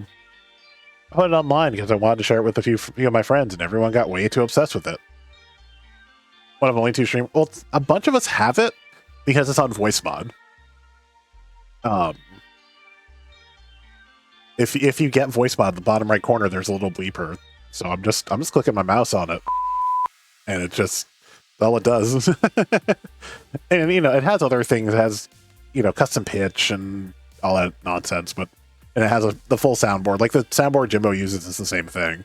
So I know Jimbo has it, Johnny has it, Robe I think has it. I'm the only one who's using it just because if it's a spoken line and there's a curse or an X like that, it bleeps. So I'm just doing the bleeps for consistency and because I think it's funny. Then I got picked up by a publisher and became a worldwide thing, and now I'm stuck making sequels until the end of time. So me, right? What about the tournaments? They're great, right? No. Attending tournaments is as enjoyable as eating tinfoil. This is supposed to be a fun game, and the community has transformed it into a complete waste of time. I'd say you should probably throttle it back a bit on your obsession, but hey, I'm just a lead designer. What the do I know? Okay, now where's the bourbon? I was promised a bottle of bourbon if I got on this damn stage. Fair enough. Collective awkward silence fills the FOD base as Jason wanders off. Even the enforcer looks like they're about to start sweating. Okay, it's about all the time we have for questions. If you want to sign a poster, please form a line at the stage. Well, we were warned that, people are people. People are always people, even if it's a hero. Let's give a huge thanks to Mr. Takeshi for spending some time with us today. A reply of unceremonious clapping as people relocate from their seats to the queue. Perhaps he sighs heavily as we stand up. So, autographs? Why doesn't the creator of FOD support the community? It doesn't make any sense. There's so many competitive games that get popular for a year and then die out. But we've kept this game afloat for years. Without us, the players, this game would be nothing. We are the ones that made it what it is. Yeah, right. This is why did I say never meet your heroes? We're the ones putting in all the work to make it this popular and profitable for Mr. Takeshi. To turn your back on your own fans, the people who adore you, it leaves a sour taste in my mouth. I don't really want to get an autograph anymore after that display. The magic is ruined. Rhapsody. I agree. Oh, it's Sakurai? Oh, got it. So with the round glasses and stuff, it looks like he looks like he could be Kojima, but no, I get that now. Sakurai, though. That totally makes sense now. Put a comforting hand on Rhapsody's shoulder. My heart is crushed too. I thought the creator of FOD would be excited that so many people play his game. Now I feel a pit of sadness for us all. I looked up to Jason Takeshi as this beacon of what the FOD community is, what it stood for. I thought our adoration would be shared in this moment was special. Well, that's disappointing. It's nothing. Regardless, even if Jason doesn't appreciate the community, we don't need him or anyone else backing us up. We still have each other, right? The FOD scene still has the FOD scene. It's just like how you were saying earlier, right? You want to hold on to something. It keeps calling you back. Still bitter about it, but at least Nintendo acknowledges Smash now, yeah. That puts a smile on Rhapsody's face. You know, I was just thinking. We shouldn't waste this moment together. Rhapsody turns to face me and her eyes lock. I can feel my heart quicken and blush tickle my cheeks. I've enjoyed all our time together, and I want to commemorate that. We should take a picture in front of the dojo. I'd very much like that. We make our way over to the photo op area. Besides the big backdrop, there's a box of FOD-related props for people to pose with. From weapons to costume pieces to little cardboard cutouts of the minions. Rhapsody and I wait patiently until it's our turn. Handing off our phones to the designated FOD enforcer in charge of pictures, we grab a variety of fun props and costume elements for effect. How should we pose? Awkward prom photo, all the way. Prom style. You know, the really awkward prom photos. Nice. Oh, do I? Since I asked you to take the picture, you should be my date, fair? Not eagerly, we get into place. Rhapsody stands behind me, tall and proud. I position myself in front, my back flush against her muscular chest. There's a hitch in my breath as her strong arms wrap around my waist, giving me an affectionate squeeze, and I happily place my hands atop of theirs. I whisper a silent thanks to the FOD gods that Rhapsody can't see my face blush red, at least not until they look at the picture. We smile proudly, and the enforcer takes our picture. It's over in an instant. That was a lot of work for just a couple of seconds. I will never forget those couple of seconds. I'd like to share more than just a couple seconds with you, Mr. Wolf. Rhapsody offers me a kind smile. A coy smile. I noticed you've spent all your free time with me lately, and honestly, I'm happy to receive that attention. Forgive me for being so forward, but you've stirred something deep within me, something I've never felt before. And if you're okay with that, I'd like to explore that further. I honestly didn't think this would be the romance chapter. Not complaining. Rhapsody outstretches her hand to me, waiting, wanting me to grab it. I hesitantly pause, but I know what I need to say. Rhapsody, you've made me feel... Well, I'd very much like to explore this with you. Gently grab onto Rhapsody's hand and squeeze tightly. Rhapsody squeezes back and pulls me toward them, beaming brightly. I'm glad. That warning, and for the second time today, I hear that catchy K-pop jingle coming from Rhapsody's pants. Is it time? That's Loxley messaging me. It's time. Oh man, I almost forgot about our potential sponsor. Same, time flies when you're having fun. And now we should meet back with Loxley and see what's in store for Gamedays For Good. Rhapsody is non-binary. Agreed. It was certainly a needed break from my stressful day, but I'm excited and nervous to have a sponsor again. Business awaits.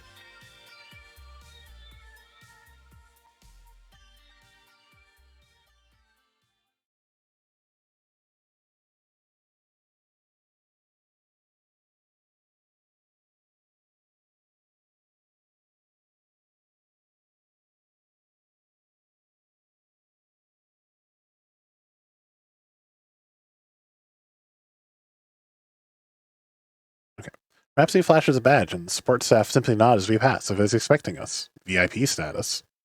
Apparently, Loxley and Rhapsody have been busy while I've been playing tourists.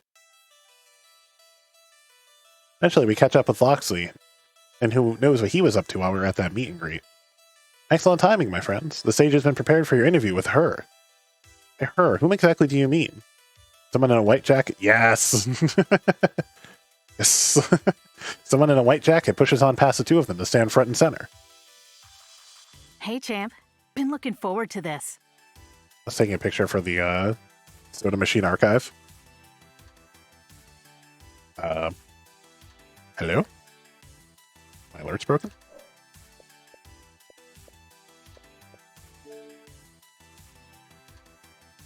Okay.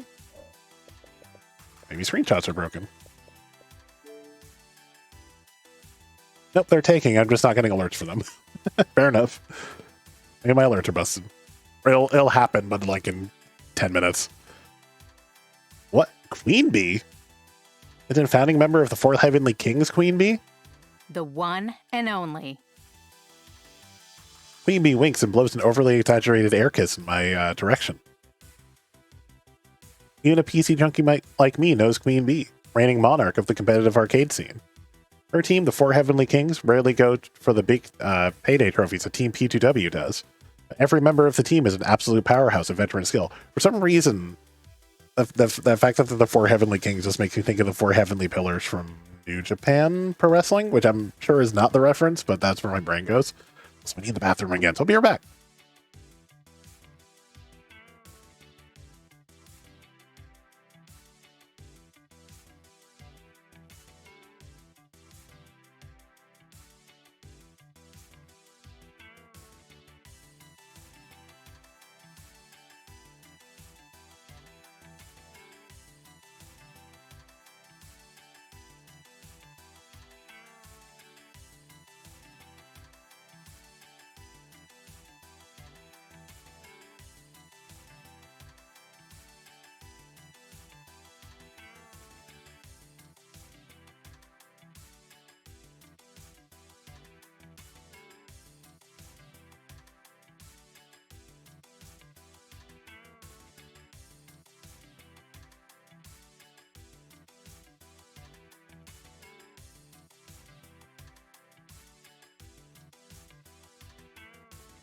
All right, sorry about that.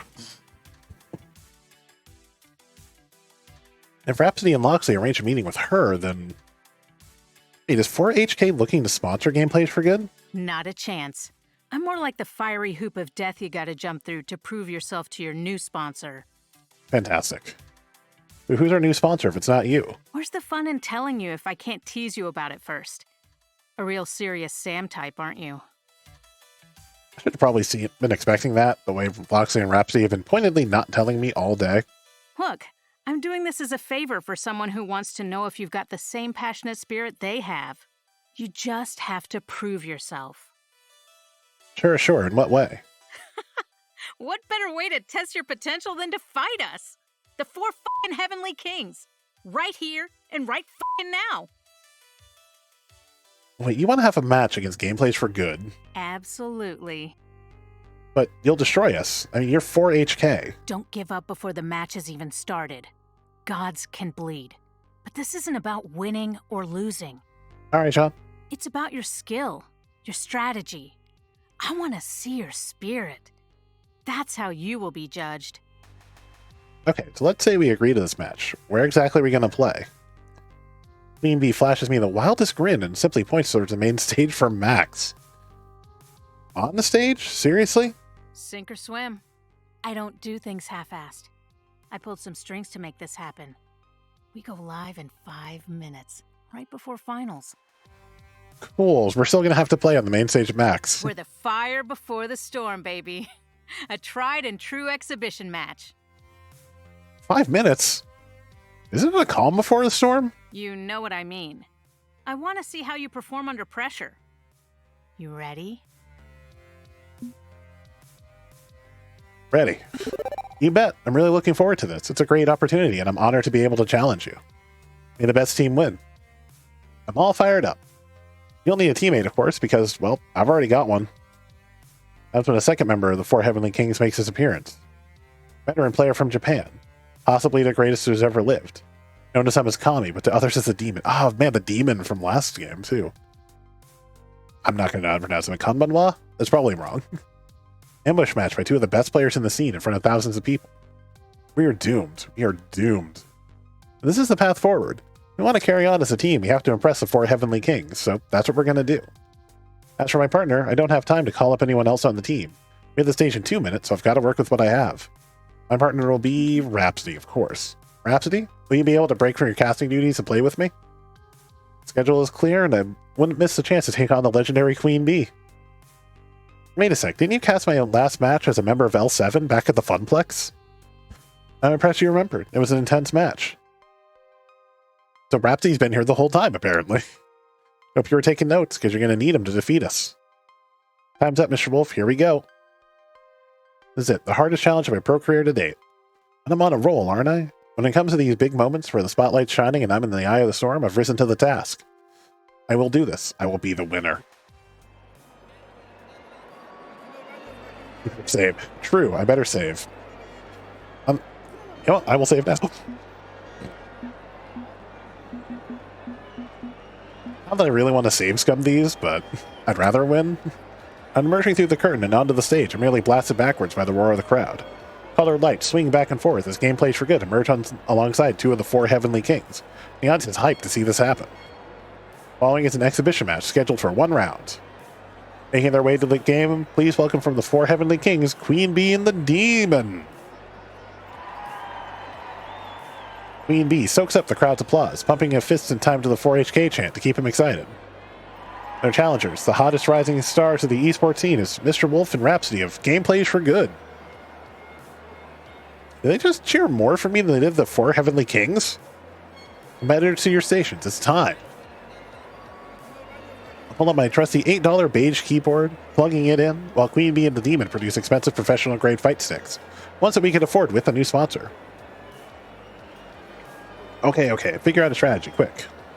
Queen Bee's picking Silent Blade, Demon's already queued up Sensei. I know what their game plan is.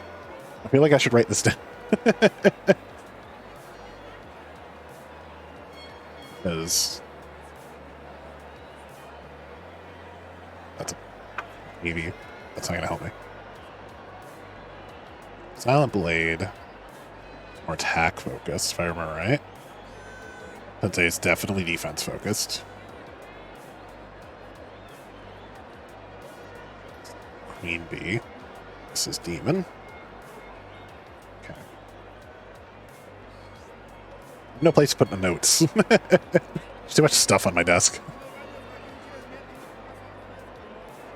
What I know about them, Queen Bee plays an aggro Silent Blade, attacking relentlessly, and you can defend against her.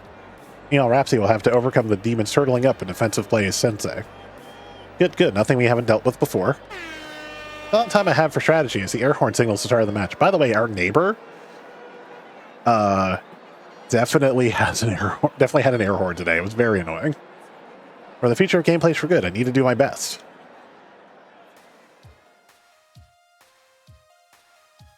So you need to keep an eye on who I'm actually fighting each round. The Queen Bee is going to focus attack and fight.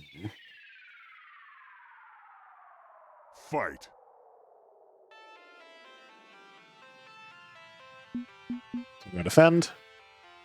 Both defend. Wow, okay. We're on a 60 to 20. Wait, what? The glance at Queen Bee's starting item build shows a defensive build for Silent Blade. Since when does that character have a tank build? Since when does Queen Bee not play aggro? My strategy just went out the window. We're going to need to adapt. Okay. Try special? This isn't looking great. Okay. Special loses their attack. They earn 140 points. Well, not like next, not in the apartment, but like the next house down. But, you know, I like to have the windows open because it's a nice out. Okay. Now we're seeing an aggro build on Sensei from the Demon. Right, at least I know they're going on. They're playing against type. Queen Bee on the defense, the Demon on attack. I'll try to mix things up a little now that we're wise to their tomfoolery, though. I'll have to be careful. Okay, we'll try a special. Timing is tricky, but I managed to pull off a wicked special move, a sweeping energy kick right to the face of Queen Bee. They're to 120. We're winning. So if you're probably going to be attacking, I should defend. Is this for real? Nope, they went special. Damn it. 130. I think not this turn, but next turn I'm going to go on block. I'm going to go the unblock. If she's running defense, I'm going to go special again. Got it again. 140. I feel like this is going to be their ultimate move, so maybe we can get a... This is it. This is when you learn what it's like to play against a pro. No, 130. They didn't use it. So they could still... Yeah, it's been a weird fight so far, but they haven't used their ultimate. I thought they were going to use it there. Dang it. You didn't say that part earlier. We've fallen into a trap, but I kind of didn't read those, and I'm sorry. Yeah, there's that too. Oh, okay. Our Agriculture is going defense. We'll go special, and... Nope, there's their ultimate. At 130. Okay. Try special? Or defend? That's what I'm talking about. Defend, beast, or attack. Just got him. You win. Just got him. I want Got it more than real just a close. win, but I'll take it for now.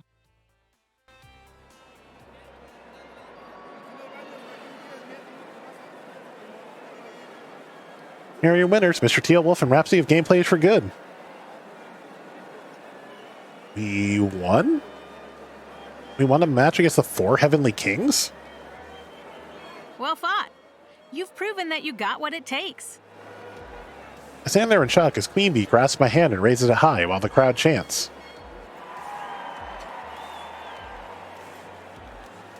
Whoa.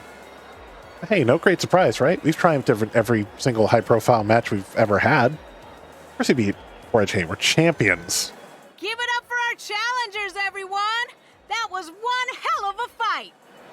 They're the future of FOD. Look to them for who we should all be in this community. Remember this day. It will resonate forever. Crowd bursts with excitement as we head backstage. Valkyrie of Team P2W glowers at us while we pass on by, because we've just upstaged the upcoming main event fight completely. Just a bit of icing on the cupcake of our success. Backstage, things are ramping up for the finale of the Pizza Yums Invitational, with staff members rushing about to prepare the stage for the last fight of the day. And actually, I just want to get a cleaner shot of that. It did. Fantastic. Meaning we can loiter off to the side without being bothered. A good moment to reflect on what transpired. That was amazing. Wow, that was a great match. I still can't believe we actually got to show our skills against Queen Bee and the Demon. I'll never forget this moment. We really kicked some ass, didn't we? And against some of the best players in the world. Pizza Yums? Yeah, Pizza Yums. Pinching Mr. Teal Wolf, I can't believe he actually did it. Did you know that when you have pizza on a bagel, you can have pizza anytime? Also, I looked into changing Nightbot's name to Iris, but you can't actually change Nightbot's name. You were amazing. You did so well. Heck, I even feel proud of what I accomplished, too. And beyond all that, we got a sponsor. Speaking of our sponsor, isn't it time you settled that business? Probably, yeah. I'll leave you to it then, and thanks for choosing me to be your partner in this match. It means the world to me. I'm happy to have fought fire by your side, Rhapsody. See you soon. Even backstage, we can hear the thunderous echoes of the cheering audience. Almost a shame we aren't able to watch the finals or play in them. Our match with Queen Bee and the Demon of the 4 Heavenly Kings was certainly a boost for my mood and career. One piece of the puzzle hasn't quite clicked into place, so maybe Queen Bee can help with that. Hey, QB, now the match is over, can you tell me more about this mysterious team sponsor who's interested in us? Still confused how someone as prestigious as you can be our tryout match. New sponsor must be a heck of a mover and shaker to have an interest in the likes of us. Don't sell yourself short. You're young and just getting started. Maybe. But everybody starts somewhere. This is your starting line. There might have been an Android phone with an Iris assistant. It's possible. I don't remember which one, though. I've been iPhone for a while, so I don't know. Reminds me a lot of my own starting line, in fact. There were a lot of setbacks. Losses. A fucking lot of losses. I started out as a baby FOD streamer, barely able to crawl up those ranks. But I didn't give up. Never fucking give up. I worked hard, played hard, and eventually L7 invited me to join their team. I did so thinking I had finally made it, but It was just one more step to get to where I am today. A lot of shit went down when I was in L7. Why they barely censored It that. eventually led up to my humiliating loss against the demon. I remember reading about that on all the FOD forums. Even though it was a smaller, unknown venue, the demon traveled all the way from Japan to fight against Queen Bee. But that was in the game. That's what I was saying. Anytime there's the X's in the game or the curses, the game bleeps it. So I have my own bleep, so I can just keep it consistent and bleep out the curses with an actual instead of just not saying them or saying a thing that I intend. Except for the China-Hong Kong thing. I just said China because screw them. Queen Bee lost a match against the demon, and then in a twist of fate, he ended up inviting her to Team 4HK, and now they're both on the most well-loved and talented team in the scene. But even in that loss, there was a win. That loss changed everything for me. Without that singular moment, I wouldn't be here, standing next to you, offering you this sponsorship. So why you? I've been exactly where you are right now, and I want to make that difference for others who I see myself in. Well, not to mention, Loxley and Rhapsody told me all about your last sponsor backstabbing you, and I like to make sure we stick our middle fingers up at big corporations. As for who your actual sponsor is, here, let me introduce you.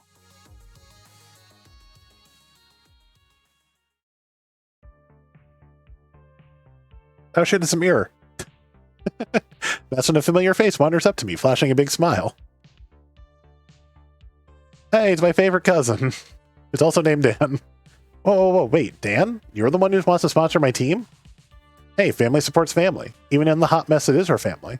Want to do for you what nobody can do for me, lift you up. And I think you only get this this type of reaction if you choose the last name. I think it's the thing that unlocks this being family. Otherwise, this would just be like, oh my god, you're from insert name of arcade here or whatever. But since I picked the same name, we're cousins. And even we have the same first name too. Well, how can I not support what's essentially myself? Shading me. Yeah, well, I guess there's more than one Dan kicking it around in our family. It's weird. I'd avoid thinking about it too hard, honestly. I feel my actual family has a lot of like Joes and Michaels and Charlies in it, so at least like my dad's side. I haven't seen you in years, not since the last family reunion. Yeah, I fell out of touch too. I'll own up to that. But lately I've been quietly keeping tabs on your career while advancing my own. You slipped me a business card with the symbol of a pixel art critter and a neon heart. I know that symbol. This one. Back there. That you can't see because the camera's tiny. You're the one who made Dream Machine? I'm a PC junkie, and even I know about that arcade. You're the ones that made that Deco's Palace try to torpedo, right? You're famous. Famous? I'm no celebrity, I'm just me. I made an arcade that my friends could love and cherish, and fought to defend their dreams. Nothing more, nothing less. That's old business. Today I want to talk about new business, specifically sponsoring Gamedays For Good. So you're the mystery sponsor that sicked the 4 Heavenly Kings on us? Yeah, but honestly, the match was Queen Bee's idea. She loves a dramatic show. I was just going to approach and say hello, but it's hard to say no to the Queen, you know? Loxley and Rhapsody told me all about Pizza Yums backstabbing you. I don't like it when people step all over someone's dreams, so I agreed to help. And even if it's famous, your arcade's pretty small, right? Can you really sponsor a pro team? True, finances are tight. I deliberately designed my arcade to not go for mass market appeal and big money paydays. But it's still the arcade of my dreams. And while I can't provide as much money as Pizza Yums, I can certainly help you get through the Pro Tour this year. There's one condition on this offer, though. In 1 month, there's going to be a big FOD2 exhibition event happening at Pengy Paradise. You know, the cheesy penguin-themed family art amusement park. I mean, I've never been there myself, but I'm aware of it. You'd have to be dead or comatose to not know about Pengy. I want you representing Dream Machine at the charity event. I'm going to be raising money for Child's Play, an organization that donates toys and games to children's hospitals. Also a fantastic charity. I know we support Extra Life here, but Child's Play, also great. Plus, if you do this, you get another shot at team play to win. I figured you'd want a chance to beat your rival in a public setting, am I right? Of course, it's a great opportunity. Rivalry can be fun, but the main thing is that we're going to make a lot of kids happy. Win or lose, you're going to support a lot of dreams by doing this. I want you to understand the importance of this. It's why I'm sponsoring you, because of your spirit, your hopes and dreams. For the longest time, I thought the Wolf family was simply cursed with bad luck. Anything that could go wrong would go wrong. My faith in that curse led me to just give up, to go with the flow and passively accept whatever life wanted to shovel on top of me. But there never was a curse. There was just my depression. With my friend's help, I realized I needed to adapt and start seeking my dream. Yeah, Child's Play is a real charity. Child's Play is started by Penny Arcade, who also does PAX. That's what I want to do for you. I want to offer you that helping hand, so you can find what your dream truly is.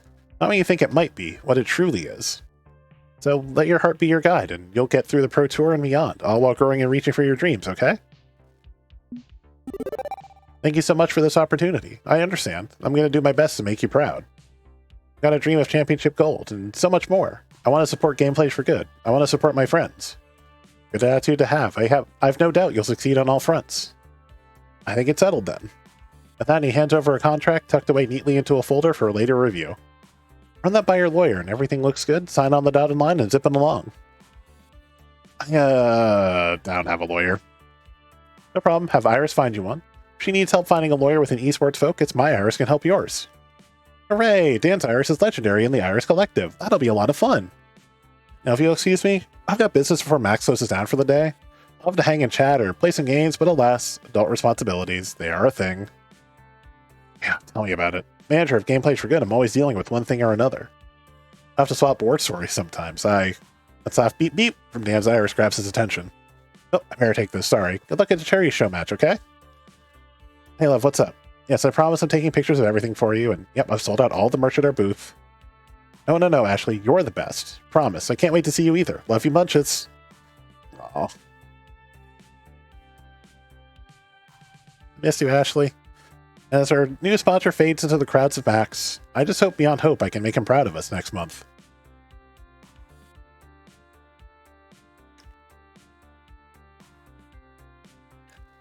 My first Max. Who would have thought it'd end up as how it did? Beginning of today, we lost one sponsor, and yet by the end, we gained a new one. A sponsor who believes in us. We fought the legendary 4HK, and the crowd loved us. We're even going to be part of the FOD2 exhibition event happening at Pengu Paradise. Yes. Yep. I imported my characters, so that was decided on things I chose from the first game. This is more than I ever expected to have when I first set out to chase esports glory. But above all, there's the championship, right? We're undefeated and bullet train going right to the top. I will be a champion. I have to be a champion. There's nothing else that matters. Or at least that's what I keep telling myself.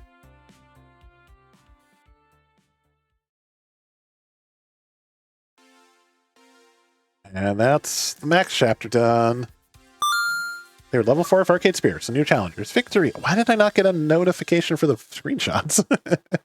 Whatever. Look at your scores. Rhapsody's inspired by you. And Gentle, Sweet, Compassionate Soul. Although we did get some more points than pretty much everyone else, except for maybe Loxley. Actually, Loxley kind of went down a bit, probably because other people have built up. Domino went down a little bit too. We're at 28,250 points. Metadata at this time, which is where we save, just in case we feel like changing our metadata. We'll save it there.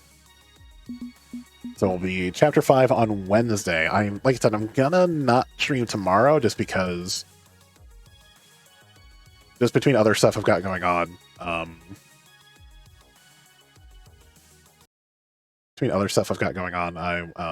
want to save my voice, because my voice is already a little scratchy.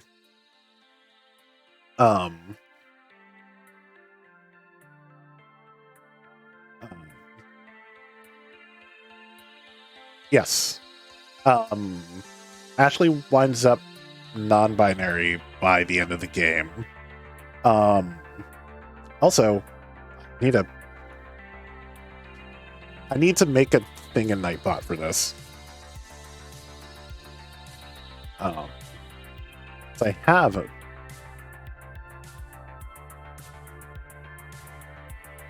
have a full playlist.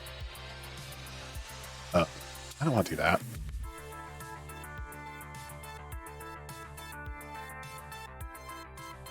I imported all of my Arcade Spirits over to YouTube, actually. Let me get a command rather than a timer.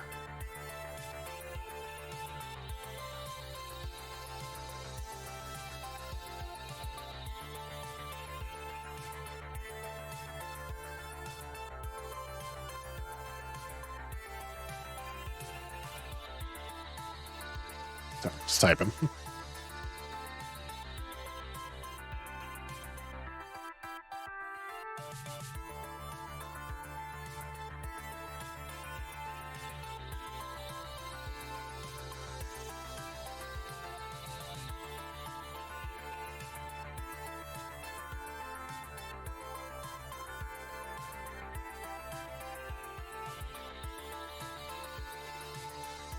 There we go. You ever want to go and see the first time? It's all chopped up. It's just straight stream dumps, just like this one will be. Because I will eventually upload all of this as well to YouTube. I should be at least starting that, but I haven't yet. Maybe I'll start that after this. But yeah, that'll do it today. I won't be here tomorrow because between like a standing game date on Tuesday mornings with friends, and then D&D, my votes would be toast if I also streamed. But Wednesday we'll get back to chapter 5, so Thursday should be chapter 6. And I might go early on. I might go early on Thursday. Start like 11:30-ish. So we can wrap up by 1:32-ish, and maybe we'll watch the Summer Game Fest together if we want to have one of those React streams again. And then Friday will at least be chapter 7, if not do chapter 7 and 8. Not sure yet. But yeah, that's what the horizon looks like for now. Depending on things, maybe I have something planned for next week. I don't know yet. It might, and I mean, next Monday might end up being Dragon for my birthday tomorrow. I don't think we're going to be slaying a dragon, but because unfortunately it looks at this point like we're not going to be doing our normal session. It looks like we're probably going to be doing a one-shot because unfortunately one person has a stomach bug. So I don't know what's going to happen tomorrow. As far as D&D goes, I'm probably going to be building a character after this too. Just, you know. Yeah. Y'all have a good day. I'll probably see you around Stump to stuff. This was a Target shirt a couple years ago. This is an old shirt now. Unfortunately, it's now stained. I was going to wear this last week, but we had like capicola as a deli meat for sandwiches, and like all the spice that was on the capicola was apparently still on my hands, and I got a bunch of little dots of spice on this shirt. I washed it. There's still a spot, so I don't think I probably could sit up enough so you can't even see it in the camera. It's like teeny tiny, but I see it. So I wound up like watching it that day. That was the day I wore the D&D ampersand shirt. But yeah, this is a couple years old. I don't think they have it anymore. Honestly, I've been greatly disappointed by the selection of Pride stuff at Target. I'm gonna do this rant before we leave now that I've begun it. I've been greatly disappointed by the selection at Target for Pride. And I mean, I know, don't buy from corporations. I understand that fact, but a few years ago, that's where I got this flag. That's where I got that flag, the little one, because they had all of the flags. And now it's like there was one flag with like a saying on it and one progress flag, and that was the only options. And everything they had is just the rainbow. No representation for individual flags. It's so disappointing. And it's just, pride is one rainbow now, apparently, and screw your individuality. So I was pretty mad when I saw that, when I did my Target run this weekend, that it's so limited.